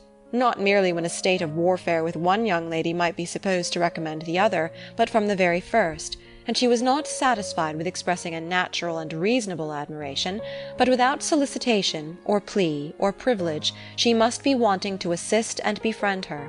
Before Emma had forfeited her confidence, and about the third time of their meeting, she heard all Mrs. Elton's knight-errantry on the subject. "Jane Fairfax is absolutely charming, Miss Woodhouse. I quite rave about Jane Fairfax. A sweet, interesting creature, so mild and ladylike, and with such talents. I assure you I think she has very extraordinary talents. I do not scruple to say that she plays extremely well. I know enough of music to speak decidedly on that point. Oh, she is absolutely charming. You will laugh at my warmth, but upon my word I talk of nothing but Jane Fairfax, and her situation is so calculated to affect one.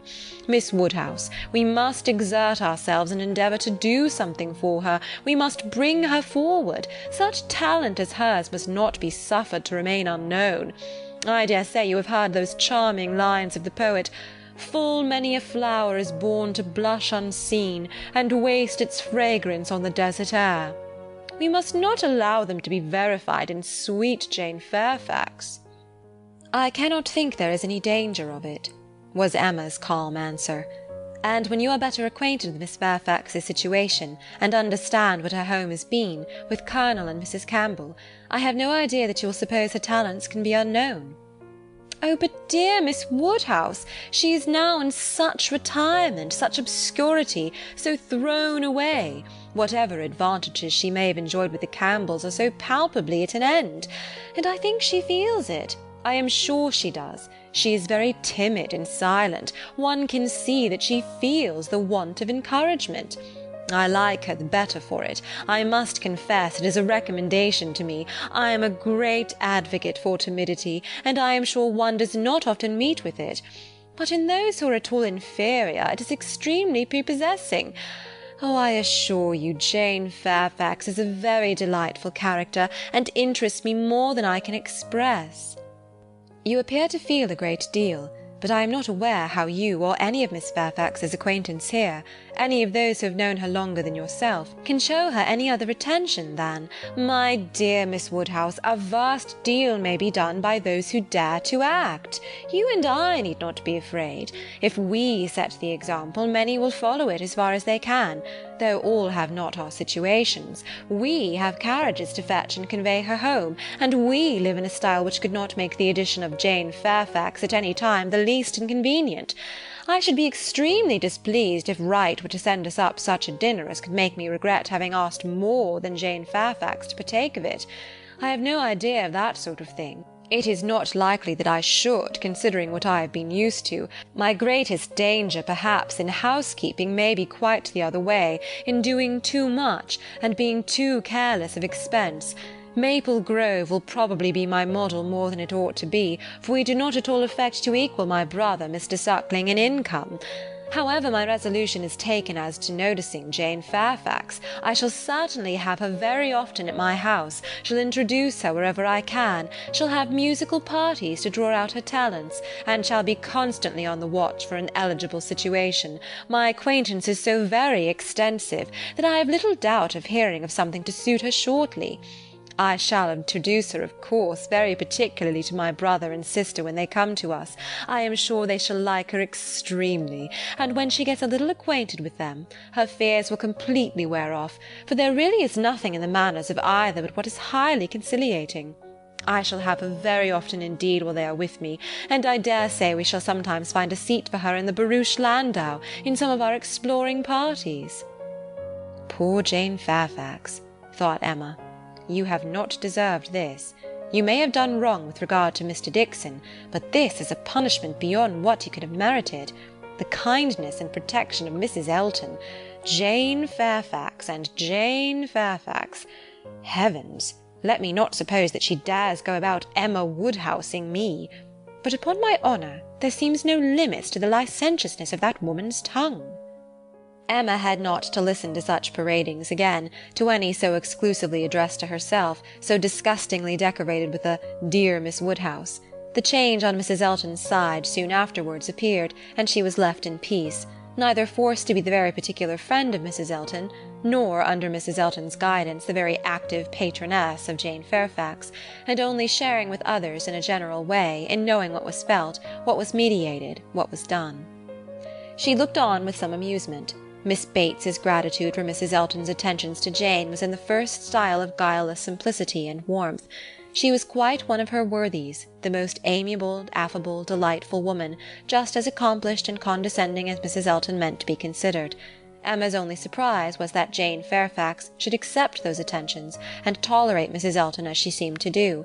She heard of her walking with the Eltons, sitting with the Eltons, spending a day with the Eltons. This was astonishing. She could not have believed it possible that the taste or the pride of Miss Fairfax could endure such society and friendship as the vicarage had to offer. "She is a riddle, quite a riddle," said she.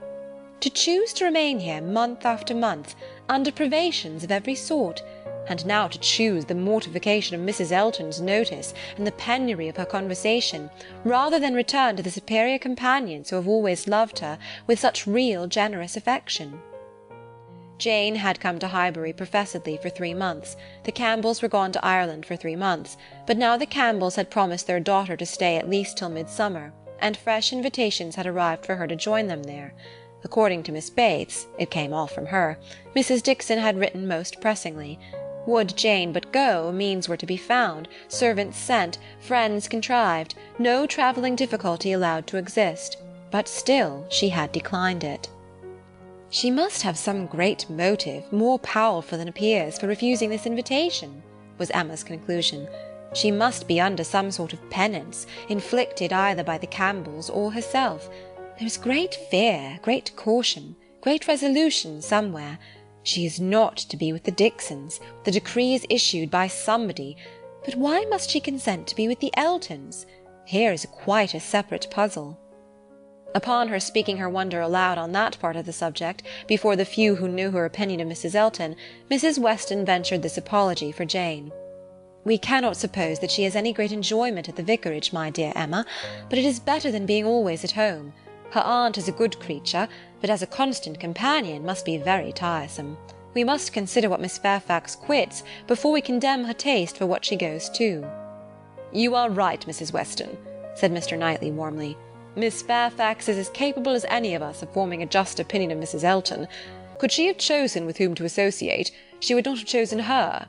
But," with a reproachful smile at Emma, "she receives attentions from Mrs. Elton which nobody else pays her."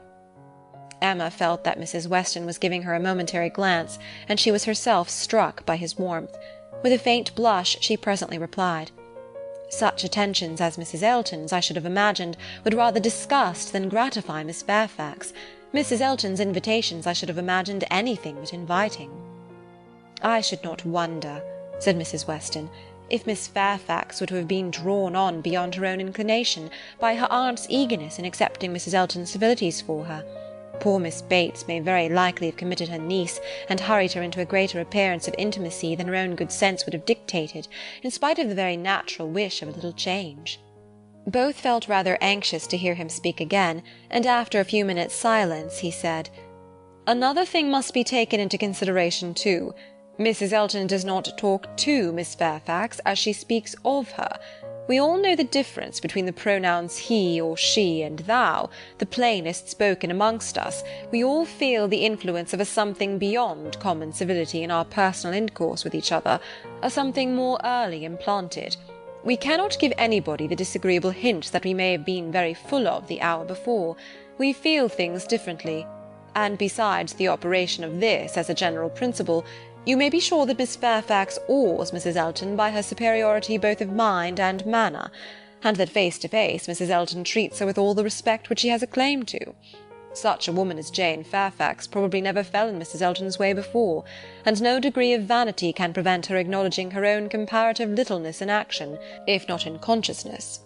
"I know how highly you think of Jane Fairfax," said Emma. Little Henry was in her thoughts, and a mixture of alarm and delicacy made her irresolute what else to say. "Yes," he replied, "anybody may know how highly I think of her." "And yet," said Emma, beginning hastily and with an arch look, but soon stopping, it was better, however, to know the worst at once, she hurried on, "and yet perhaps you may hardly be aware yourself how highly it is. The extent of your admiration may take you by surprise some day or other." Mr. Knightley was hard at work upon the lower buttons of his thick leather gaiters, and either the exertion of getting them together, or some other cause, brought the colour into his face as he answered, "Oh, are you there?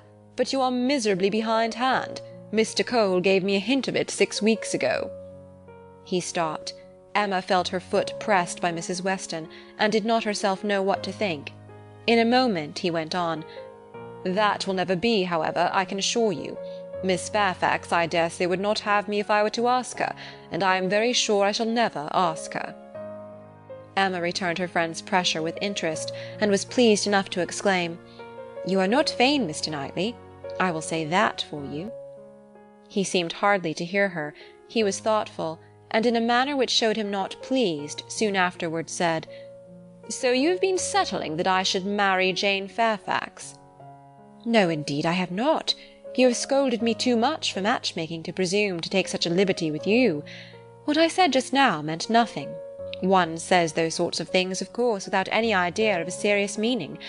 "Oh no, upon my word I have not the smallest wish for your marrying Jane Fairfax, or Jane anybody. You would not come in and sit with us in this comfortable way if you were married." Mr. Knightley was thoughtful again. The result of his reverie was, "No, Emma, I do not think the extent of my admiration for her will ever take me by surprise. I never had a thought of her in that way, I assure you." And soon afterwards, "Jane Fairfax is a very charming young woman, but not even Jane Fairfax is perfect. She has a fault. She has not the open temper which a man would wish for in a wife." Emma could not but rejoice to hear that she had a fault. "Well," said she, "and you soon silenced Mr. Cole, I suppose?" "Yes, very soon. He gave me a quiet hint. I told him he was mistaken. He asked my pardon and said no more. Cole does not want to be wiser or wittier than his neighbours." "In that respect how unlike dear Mrs. Elton, who wants to be wiser and wittier than all the world. I wonder how she speaks of the Coles, and what she calls them. How can she find any appellation for them deep enough in familiar vulgarity? She calls you Knightley. What can she do for Mr. Cole? And so I am not to be surprised that Jane Fairfax accepts her civilities and consents to be with her. Mrs. Weston, your argument weighs most with me. I can much more readily enter the temptation of getting away from Miss Bates than I can believe in the triumph of Miss Fairfax's mind over Mrs. Elton. I have no faith in Mrs. Elton's acknowledging herself the inferior in thought, word, or deed, or in her being under any restraint beyond her own scanty rule of good breeding. I cannot imagine that she will not be continually insulting her visitor with praise, encouragement, and offers of service, that she will not be continually detailing her magnificent intentions, from the procuring her a permanent situation, to the including her in those delightful exploring parties which are to take place in the barouche landau." "Jane Fairfax has feeling," said Mr. Knightley. "I do not accuse her of wanting feeling. Her sensibilities, I suspect, are strong, and her temper excellent in its power of forbearance, patience, self-control, but it wants openness. She is reserved, more reserved, I think, than she used to be, and I love an open temper. No, till Cole alluded to my supposed attachment, it had never entered my head. I saw Jane Fairfax and conversed with her, with admiration and pleasure always, but with no thought beyond." "Well, Mrs. Weston," said Emma triumphantly when he left them, "what do you say now to Mr. Knightley's marrying Jane Fairfax?" "Why, really, dear Emma, I say that he is so very much occupied by the idea of not being in love with her, that I should not wonder if it were to end with his being so at last. Do not beat me." End of chapter 15. Chapter 16.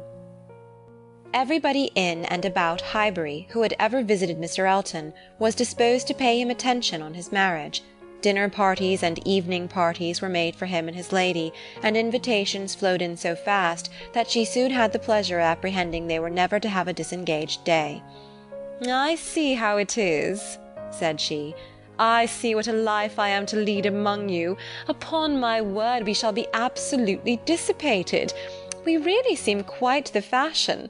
If this is living in the country, it is nothing very formidable. From Monday next to Saturday, I assure you we have not a disengaged day. A woman with fewer resources than I have need not have been at a loss." No invitation came amiss to her. Her Bath habits made evening parties perfectly natural to her, and Maple Grove had given her a taste for dinners. She was a little shocked at the want of 2 drawing-rooms, at the poor attempt at rout-cakes, and there being no ice in the Highbury card-parties. Mrs. Bates, Mrs. Perry, Mrs. Goddard, and others were a good deal behindhand in knowledge of the world, but she would soon show them how everything ought to be arranged. In the course of the spring she must return their civilities by one very superior party, in which her card-tables should be set out with their separate candles and unbroken packs in the true style, and more waiters engaged for the evening than their own establishment could furnish, to carry round the refreshments at exactly the proper hour, and in the proper order. Emma, in the meanwhile, could not be satisfied without a dinner at Hartfield for the Eltons. They must not do less than others, or should be exposed to odious suspicions, and imagined capable of pitiful resentment. A dinner there must be. After Emma had talked about it for 10 minutes, Mr. Woodhouse felt no unwillingness, and only made the usual stipulation of not sitting at the bottom of the table himself, with the usual regular difficulty of deciding who should do it for him. The persons to be invited required little thought. Besides the Eltons, it must be the Westons and Mr. Knightley. So far it was all of course, and it was hardly less inevitable that poor little Harriet must be asked to make the 8th. But this invitation was not given with equal satisfaction, and on many accounts Emma was particularly pleased by Harriet's begging to be allowed to decline it. She would rather not be in his company more than she could help. She was not yet quite able to see him and his charming happy wife together, without feeling uncomfortable. If Miss Woodhouse would not be displeased, she would rather stay at home. It was precisely what Emma would have wished, had she deemed it possible enough for wishing. She was delighted with the fortitude of her little friend, for fortitude she knew it was in her to give up being in company and stay at home, and she could now invite the very person whom she really wanted to make the 8th, Jane Fairfax. Since her last conversation with Mrs. Weston and Mr. Knightley, she was more conscience-stricken about Jane Fairfax than she had often been. Mr. Knightley's words dwelt with her. He had said that Jane Fairfax received attentions from Mrs. Elton which nobody else paid her. "This is very true," said she, "at least as far as relates to me, which was all that was meant, and it is very shameful. Of the same age, and always knowing her, I ought to have been more her friend. She will never like me now. I have neglected her too long, but I will show her greater attention than I have done." Every invitation was successful. They were all disengaged and all happy. The preparatory interest of this dinner, however, was not yet over. A circumstance rather unlucky occurred. The 2 eldest little Knightleys were engaged to pay their grandpapa and aunt a visit of some weeks in the spring, and their papa now proposed bringing them, and staying one whole day at Hartfield, which one day would be the very day of this party. His professional engagements did not allow of its being put off, but both father and daughter were disturbed by its happening so. Mr. Woodhouse considered 8 persons at dinner together as the utmost that his nerves could bear, and here would be a 9th. And Emma apprehended it would be 9th very much out of humour at not being able to come even to Hartfield for 48 hours without falling in with a dinner party. She comforted her father better than she could comfort herself by representing that though he certainly would make them 9, yet he always said so little that the increase of noise would be very immaterial. She thought it in reality a sad exchange for herself to have him, with his grave looks and reluctant conversation, opposed to her instead of his brother. The event was more favourable to Mr. Woodhouse than to Emma. John Knightley came, but Mr. Weston was unexpectedly summoned to town and must be absent on the very day. He might be able to join them in the evening, but certainly not to dinner. Mr. Woodhouse was quite at ease, and the seeing him so, with the arrival of the little boys and the philosophic composure of her brother on hearing his fate, removed the chief of even Emma's vexation. The day came, the party were punctually assembled, and Mr. John Knightley seemed early to devote himself to the business of being agreeable. Instead of drawing his brother off to a window while they waited for dinner, he was talking to Miss Fairfax. Mrs. Elton, as elegant as lace and pearls could make her, he looked at in silence, wanting only to observe enough for Isabella's information, but Miss Fairfax was an old acquaintance and a quiet girl, and he could talk to her. He had met her before breakfast as he was returning from a walk with his little boys, when it had been just beginning to rain. It was natural to have some civil hopes on the subject, and he said, "I hope you did not venture far, Miss Fairfax, this morning, or I am sure you must have been wet. We scarcely got home in time. I hope you turned directly." "I went only to the post-office," said she, "and reached home before the rain was much. It is my daily errand. I always fetch the letters when I am here. It saves trouble, and is something to get me out. A walk before breakfast does me good." "Not a walk in the rain, I should imagine?" "No, but it did not absolutely rain when I set out." Mr. John Knightley smiled and replied, "That is to say, you chose to have your walk, for you were not 6 yards from your own door when I had the pleasure of meeting you, and Henry and John had seen more drops than they could count long before. The post-office has a great charm at one period of our lives. When you have lived to my age, you will begin to think letters are never worth going through the rain for." There was a little blush, and then this answer. "I must not hope to ever be situated as you are, in the midst of every dearest connection, and therefore I cannot expect that simply growing older should make me indifferent about letters." "Indifferent? "Oh, no, I never conceived you could become indifferent. Letters are no matter of indifference. They are generally a very positive curse." "You are speaking of letters of business. Mine are letters of friendship." "I have often thought them the worst of the two," replied he coolly. "Business, you know, may bring money, but friendship hardly ever does." "Ah, you are not serious now. I know Mr. John Knightley too well. I am very sure he understands the value of friendship as well as anybody. I can easily believe that letters are very little to you, much less than to me, but it is not your being 10 years older than myself which makes the difference. It is not age, but situation. You have everybody dearest to you always at hand. I probably never shall again, and therefore till I have outlived all my affections, a post office, I think, must always have power to draw me out, in worse weather than to-day." "When I talked of your being altered by time, by the progress of years," said John Knightley, "I meant to imply the change of situation which time usually brings. I consider one as including the other. Time will generally lessen the interest of every attachment not within the daily circle, but that is not the change I had in view for you. As an old friend, you will allow me to hope, Miss Fairfax, that 10 years hence you may have as many concentrated objects as I have." It was kindly said, and very far from giving offence. A pleasant "thank you" seemed meant to laugh it off, but a blush, a quivering lip, a tear in the eye showed that it was felt beyond a laugh. Her attention was now claimed by Mr. Woodhouse, who being, according to his custom on such occasions, making the circle of his guests, and paying his particular compliment to the ladies, was ending with her, and with all his mildest urbanity said, "I am very sorry to hear, Miss Fairfax, of your being out this morning in the rain. Young ladies should take care of themselves. Young ladies are delicate plants. They should take care of their health and their complexion. My dear, did you change your stockings?" "Yes, sir, I did indeed, and I am very much obliged by your kind solicitude about me." "My dear Miss Fairfax, young ladies are very sure to be cared for. I hope your good grandmamma and aunt are well. They are some of my very old friends. I wish that my health allowed me to be a better neighbour. You do us a great deal of honour to-day, I am sure. My daughter and I are both highly sensible of your goodness, and have the greatest satisfaction in seeing you at Hartfield." The kind-hearted, polite old man might then sit down and feel that he had done his duty, and made every fair lady welcome and easy. By this time the walk in the rain had reached Mrs. Elton, and her remonstrances now opened upon Jane. "My dear Jane, what is this I hear? Going to the post-office in the rain? This must not be, I assure you. You sad girl, how could you do such a thing? It is a sign I was not there to take care of you." Jane very patiently assured her that she had not caught any cold.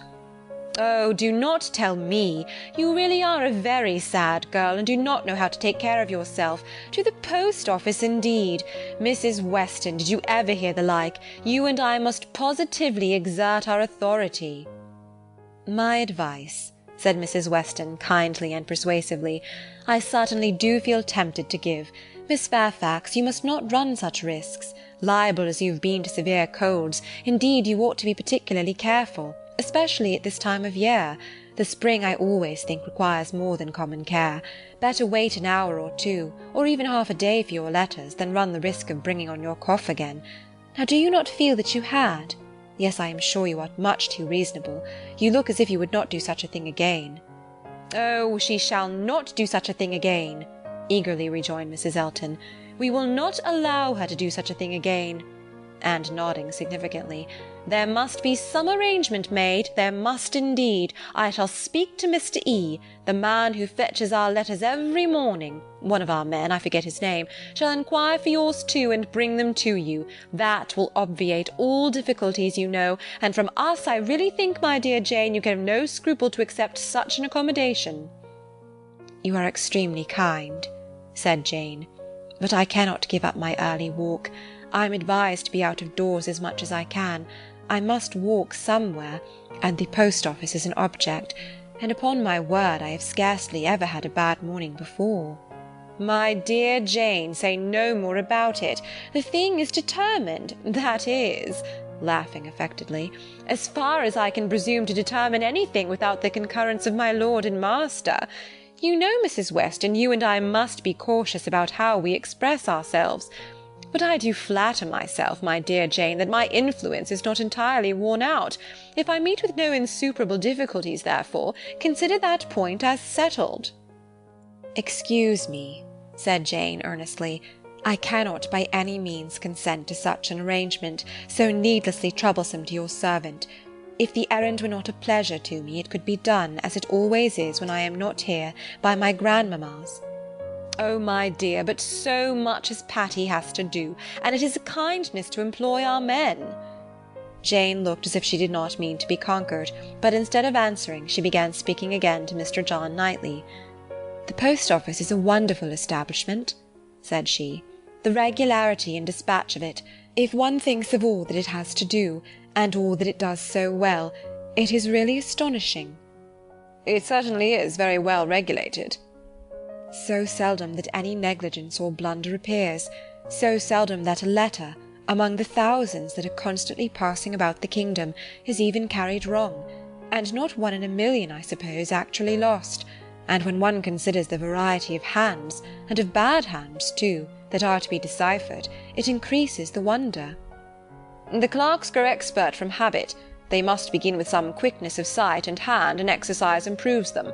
If you want any farther explanation," continued he, smiling, "they are paid for it. That is the key to a great deal of capacity. The public pays, and must be served well." The varieties of handwriting were farther talked of, and the usual observations made. "I have heard it asserted," said John Knightley, "that the same sort of handwriting often prevails in a family, and where the same master teaches, it is natural enough. But for that reason I should imagine the likeness must be chiefly confined to the females, for boys have very little teaching after an early age, and scramble into any hand they can get. Isabella and Emma, I think, do write very much alike. I have not always known their writing apart." "Yes," said his brother, hesitatingly, "there is a likeness. I know what you mean. But Emma's hand is the strongest."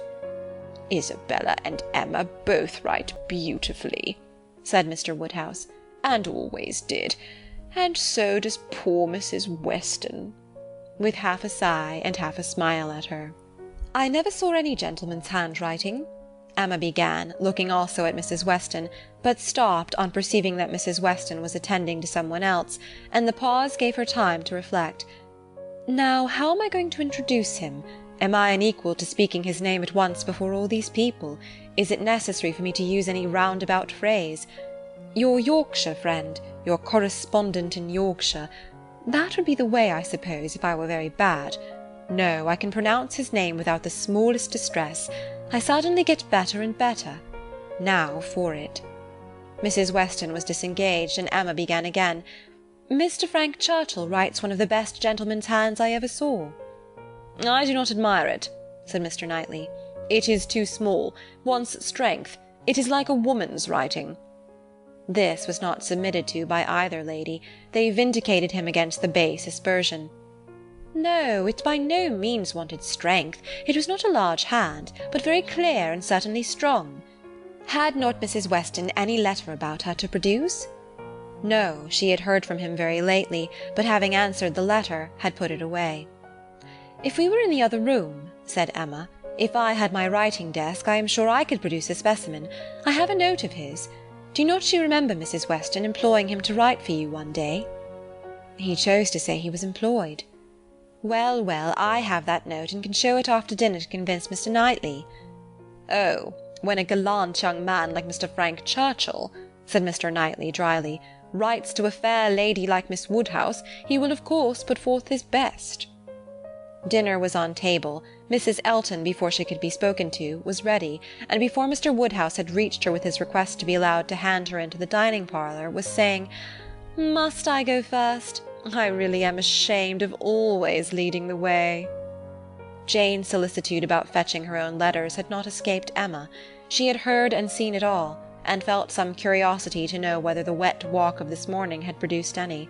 She suspected that it had, that it would not have been so resolutely encountered but in full expectation of hearing from some one very dear, and that it had not been in vain.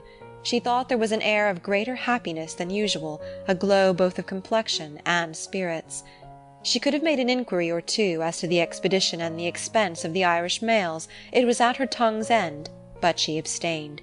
She was quite determined not to utter a word that should hurt Jane Fairfax's feelings, and they followed the other ladies out of the room, arm in arm, with an appearance of good-will highly becoming to the beauty and grace of each. End of chapter 16. Chapter 17. When the ladies returned to the drawing-room after dinner, Emma found it hardly possible to prevent their making two distinct parties. With so much perseverance in judging and behaving ill did Mrs. Elton engross Jane Fairfax and slight herself. She and Mrs. Weston were obliged to be almost always either talking together or silent together. Mrs. Elton left them no choice. If Jane repressed her for a little time, she soon began again. Then, though much that passed between them was in a half-whisper, especially on Mrs. Elton's side, there was no avoiding a knowledge of their principal subjects. The post-office, catching cold, fetching letters, and friendship were long under discussion, and to them succeeded one which must be at least equally unpleasant to Jane, inquiries whether she had yet heard of any situation likely to suit her, and professions of Mrs. Elton's meditated activity. "Here is April come," said she. "I get quite anxious about you. June will soon be here." "But I have never fixed on June, or any other month, merely looked forward to the summer in general." "But have you really heard of nothing?" "I have not even made any inquiry. I do not wish to make any yet." "Oh, my dear, we cannot begin too early. You are not aware of the difficulty of procuring exactly the desirable thing." "I not aware?" said Jane, shaking her head. "Dear Mrs. Elton, who can have thought of it as I have done?" "But you have not seen so much of the world as I have. You do not know how many candidates there always are for the first situations. I saw a vast deal of that in the neighbourhood round Maple Grove. A cousin of Mr. Suckling, Mrs. Bragg, had such an infinity of applications. Everybody was anxious to be in her family, for she moves in the first circle. Wax candles in the schoolroom. You may imagine how desirable. Of all houses in the kingdom, Mrs. Bragg's is the one I would most wish to see you in." "Colonel and Mrs. Campbell are to be in town again by midsummer," said Jane. "I must spend some time with them. I am sure they will want it. Afterwards I may probably be glad to dispose of myself, but I would not wish you to take the trouble of making any inquiries at present."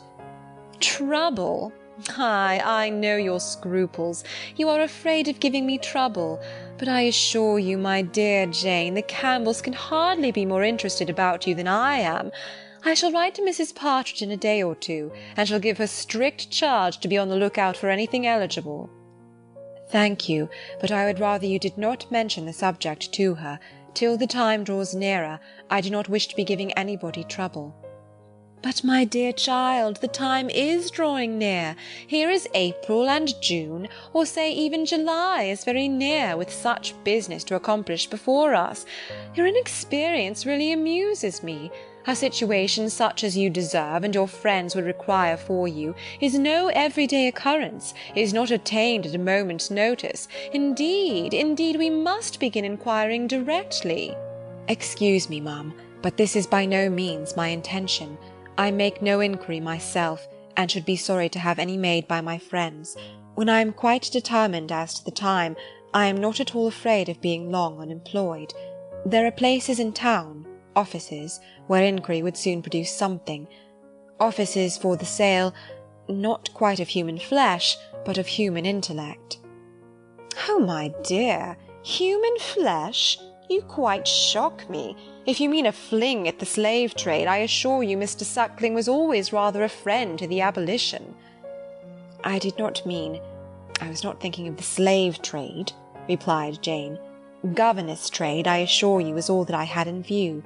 Widely different, certainly, as to the guilt of those who carry it on, but as to the greater misery of the victims, I do not know where it lies. But I only mean to say that there are advertising offices, and that by applying to them I should have no doubt of very soon meeting with something that would do." "Something that would do?" repeated Mrs. Elton. "Ay, that may suit your humble ideas of yourself. I know what a modest creature you are. but it will not satisfy your friends to have you taking up with anything that may offer, any inferior, commonplace situation, in a family not moving in a certain circle, or able to command the elegancies of life." "You are very obliging, but as to all that I am very indifferent. It would be no object to me to be with the rich. My mortifications, I think, would only be the greater. I should suffer more from comparison. A gentleman's family is all that I should condition for." "I know you. You would take up with anything. But I shall be a little more nice, and I am sure that the good Campbells would be quite on my side.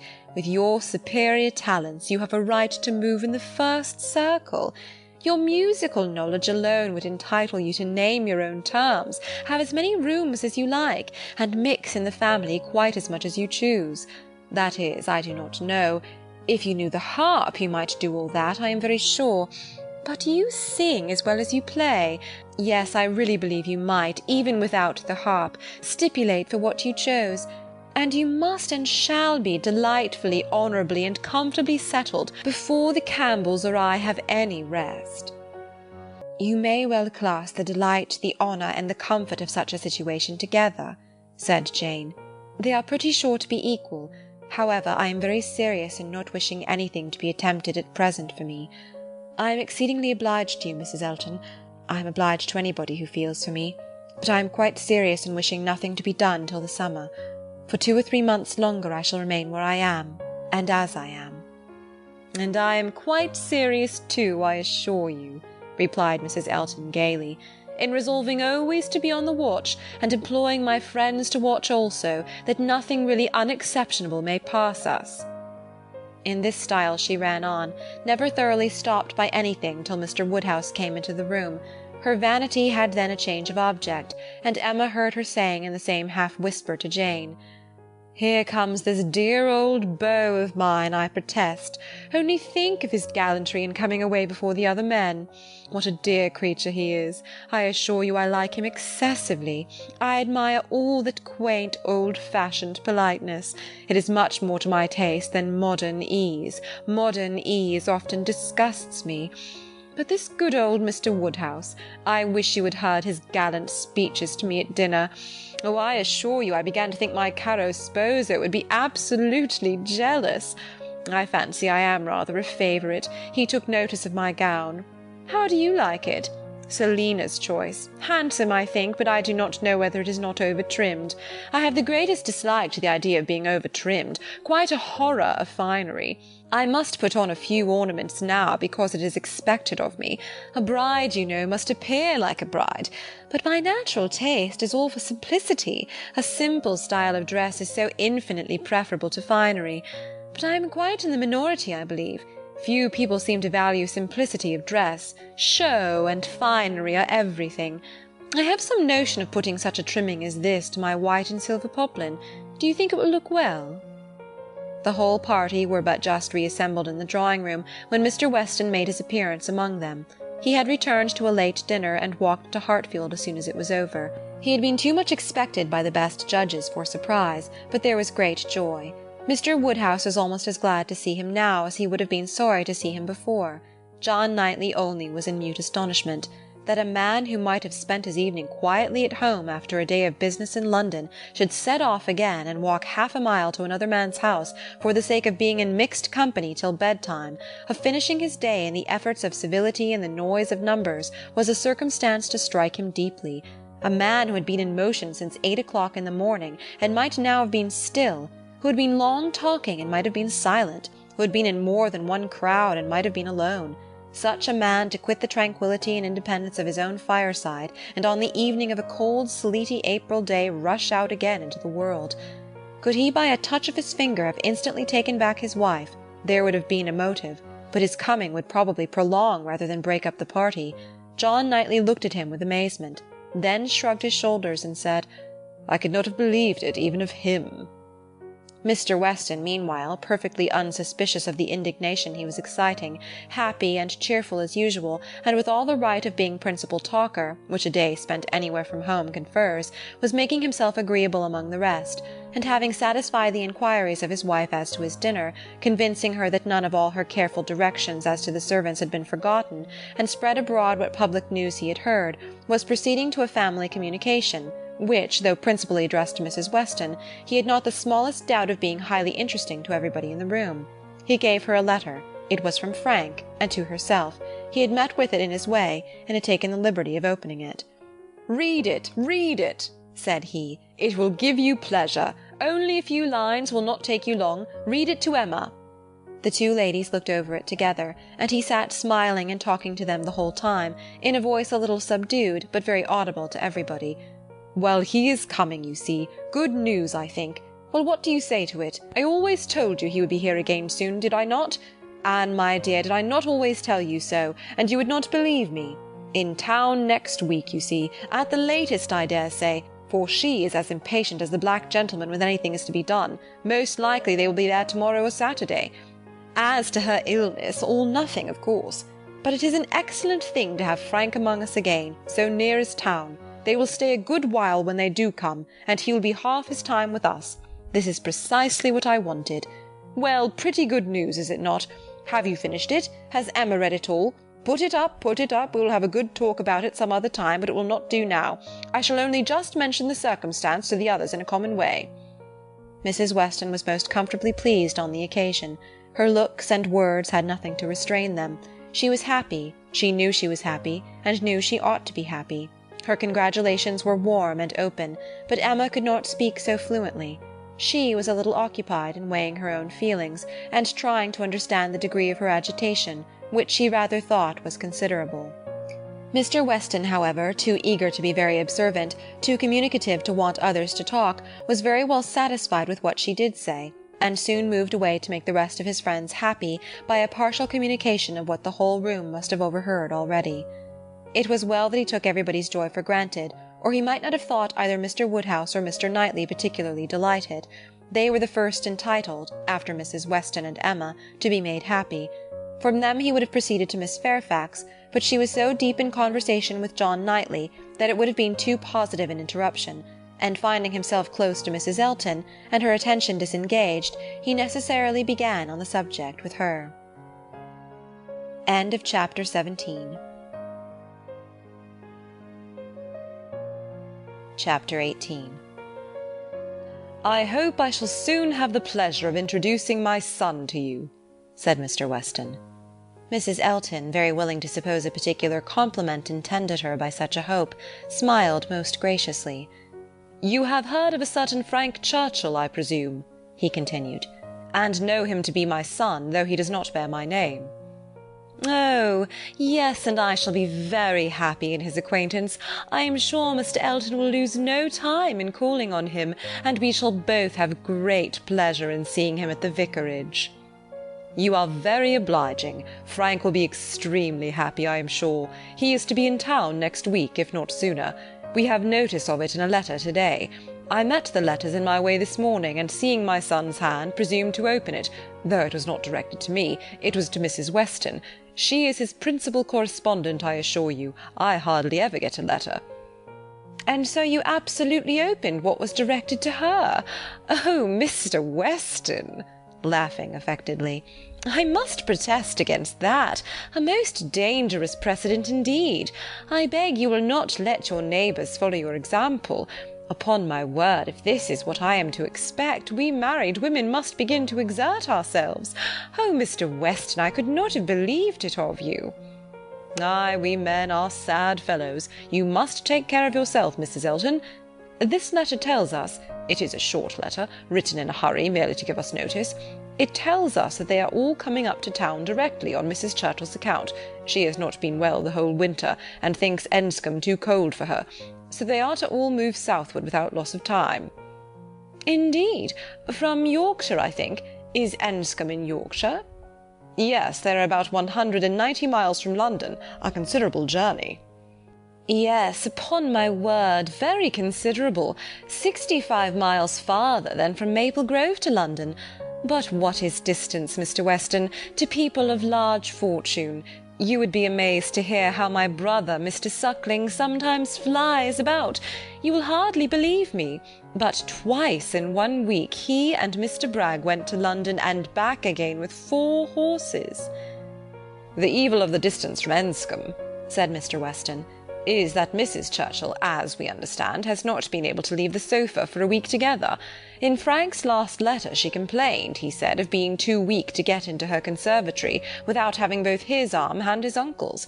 This, you know, speaks a great degree of weakness, but now she is so impatient to be in town that she means to sleep only 2 nights on the road, so Frank writes word. Certainly delicate ladies have very extraordinary constitutions, Mrs. Elton, you must grant me that. No, indeed, I shall grant you nothing. I always take the part of my own sex. I do indeed. I give you notice. You will find me a formidable antagonist on that point. I always stand up for women, and I assure you, if you knew how Selina feels with respect to sleeping at an inn, you would not wonder at Mrs. Churchill's making incredible exertions to avoid it. Selina says it is quite a horror to her, and I believe I have caught a little of her nicety. She always travels with her own sheets, an excellent precaution. Does Mrs. Churchill do the same? Depend upon it, Mrs. Churchill does everything that any other fine lady ever did. Mrs. Churchill will not be second to any lady in the land, for—" Mrs. Elton eagerly interposed with, "Oh, Mr. Weston, do not mistake me. Selina is no fine lady, I assure you. Do not run away with such an idea." "Is not she? Then she is no rule for Mrs. Churchill, who is as thorough a fine lady as anybody ever beheld." Mrs. Elton began to think she had been wrong in disclaiming so warmly. It was by no means her object to have it believed that her sister was not a fine lady. Perhaps there was want of spirit in the pretence of it, and she was considering in what way she had best retract, when Mr. Weston went on. "Mrs. Churchill is not much in my good graces, as you may suspect, but this is quite between ourselves. She is very fond of Frank, and therefore I would not speak ill of her. Besides, she is out of health now, but that indeed by her own account she has always been. I would not say so to everybody, Mrs. Elton, but I have not much faith in Mrs. Churchill's illness." "If she is really ill, why not go to Bath, Mr. Weston? To Bath or to Clifton?"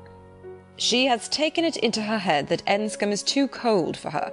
The fact is, I suppose, that she is tired of Enscombe. She has now been a longer time stationary there than she ever was before, and she begins to want change. It is a retired place. A fine place, but very retired." "Ay, like Maple Grove, I dare say. Nothing can stand more retired from the road than Maple Grove. Such an immense plantation all round it. You seem shut out from everything, in the most complete retirement. And Mrs. Churchill probably has not health or spirits like Selina to enjoy that sort of seclusion.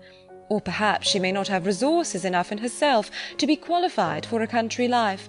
I always say a woman cannot have too many resources, and I feel very thankful that I have so many myself as to be quite independent of society." "Frank was here in February for a fortnight." "So I remember to have heard. He will find an addition to the society of Highbury when he comes again. That is, if I may presume to call myself an addition. But perhaps he may never have heard of there being such a creature in the world." This was too loud a call for a compliment to be passed by, and Mr. Weston, with a very good grace, immediately exclaimed, "My dear madam, nobody but yourself can imagine such a thing possible. Not heard of you? I believe Mrs. Weston's letters lately have been full of very little else than Mrs. Elton." He had done his duty and could return to his son. "When Frank left us," continued he, "it was quite uncertain when we might see him again, which makes this day's news doubly welcome. It had been completely unexpected. That is, I always had a strong persuasion he would be here again soon. I was sure something favourable would turn up, but nobody believed me. He and Mrs. Weston were both dreadfully desponding. How could he contrive to come, and how could it be supposed that his uncle and aunt would spare him again, and so forth? I always felt that something would happen in our favour, and so it has, you see. I have observed, Mrs. Elton, in the course of my life, that if things are going untowardly 1 month, they are sure to mend the next." "Very true, Mr. Weston, perfectly true. It is just what I used to say to a certain gentleman in company in the days of courtship, when, because things did not go quite right, did not proceed with all the rapidity which suited his feelings, he was apt to be in despair, and exclaim that he was sure at this rate it would be May before Hymen's saffron robe would be put on for us. Oh, the pains I have been at to dispel these gloomy ideas and give him cheerfuller views. The carriage. We had disappointments about the carriage. One morning, I remember, he came to me quite in despair." She was stopped by a slight fit of coughing, and Mr. Weston instantly seized the opportunity of going on. "You were mentioning May. May is the very month which Mrs. Churchill is ordered, or has ordered herself, to spend in some warmer place than Enscombe, in short, to spend in London, so that we have the agreeable prospect of frequent visits from Frank the whole spring, precisely the season of the year which one should have chosen for it. Days almost at the longest, weather genial and pleasant, always inviting one out, and never too hot for exercise. When he was here before, we made the best of it, but there was a good deal of wet, damp, cheerless weather. There always is in February, you know, and we could not do half that we intended. Now will be the time. There will be complete enjoyment, and I do not know, Mrs. Elton, whether the uncertainty of our meetings, the sort of constant expectation there will be of his coming in to-day or to-morrow and at any hour, may not be more friendly to happiness than having him actually in the house. I think it is so. I think it is the state of mind which gives most spirit and delight. I hope you will be pleased with my son, but you must not expect a prodigy. He is generally thought a fine young man, but do not expect a prodigy. Mrs. Weston's partiality for him is very great, and, as you may suppose, most gratifying to me. She thinks nobody equal to him. And I assure you, Mr. Weston, I have very little doubt that my opinion will be decidedly in his favour. I have heard so much in praise of Mr. Frank Churchill. At the same time, it is fair to observe that I am one of those who always judge for themselves, and are by no means implicitly guided by others. I give you notice that as I find your son, so I shall judge of him. I am no flatterer." Mr. Weston was musing. "I hope," said he presently, "I have not been severe upon poor Mrs. Churchill. If she is ill, I should be very sorry to do her injustice. But there are some traits in her character which make it difficult for me to speak of her with the forbearance I could wish. You cannot be ignorant, Mrs. Elton, of my connection with the family, nor of the treatment I have met with. And between ourselves, the whole blame of it is to be laid to her. She was the instigator. Frank's mother would never have been slighted as she was, but for her. Mr. Churchill has pride, but his pride is nothing to his wife's. His is a quiet, indolent, gentlemanlike sort of pride that would harm nobody, and only make himself a little helpless and tiresome. But her pride is arrogance and insolence, and what inclines one less to bear, she has no fair pretence of family or blood. She was nobody when he married her, barely the daughter of a gentleman, but ever since her being turned into a Churchill, she has out-Churchilled them all in high and mighty claims. But in herself, I assure you, she is an upstart." "Only think! Well, that must be infinitely provoking. I have quite a horror of upstarts. Maple Grove has given me a thorough disgust to people of that sort, for there is a family in that neighbourhood who are such an annoyance to my brother and sister, from the airs they give themselves. Your description of Mrs. Churchill made me think of them directly. People of the name of Tupman, very lately settled there, and encumbered with many low connections, but giving themselves immense airs, and expecting to be on a footing with the old established families. A year and a half is the very utmost that they can have lived at West Hall, and how they got their fortune nobody knows. They came from Birmingham, which is not a place to promise much, you know, Mr. Weston. One has not great hopes from Birmingham. I always say there is something direful in the sound, but nothing more is positively known of the Tupmans, though a good many things, I assure you, are suspected. And yet by their manners they evidently think themselves equal even to my brother, Mr. Suckling, who happens to be one of their nearest neighbours. It is infinitely too bad. Mr. Suckling, who has been 11 years a resident at Maple Grove, and whose father had it before him, I believe at least. I am almost sure that old Mr. Suckling had completed the purchase before his death." They were interrupted. Tea was carrying round, and Mr. Weston, having said all that he wanted, soon took the opportunity of walking away. After tea, Mr. and Mrs. Weston and Mr. Elton sat down with Mr. Woodhouse to cards. The remaining 5 were left to their own powers, and Emma doubted their getting on very well, for Mr. Knightley seemed little disposed for conversation, Mrs. Elton was wanting notice, which nobody had inclination to pay, and she was herself in a worry of spirits which would have made her prefer being silent.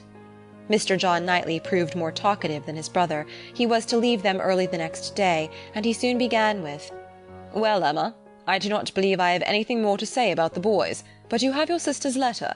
And everything is down at full length there, we may be sure. My charge would be much more concise than hers, and probably not much in the same spirit.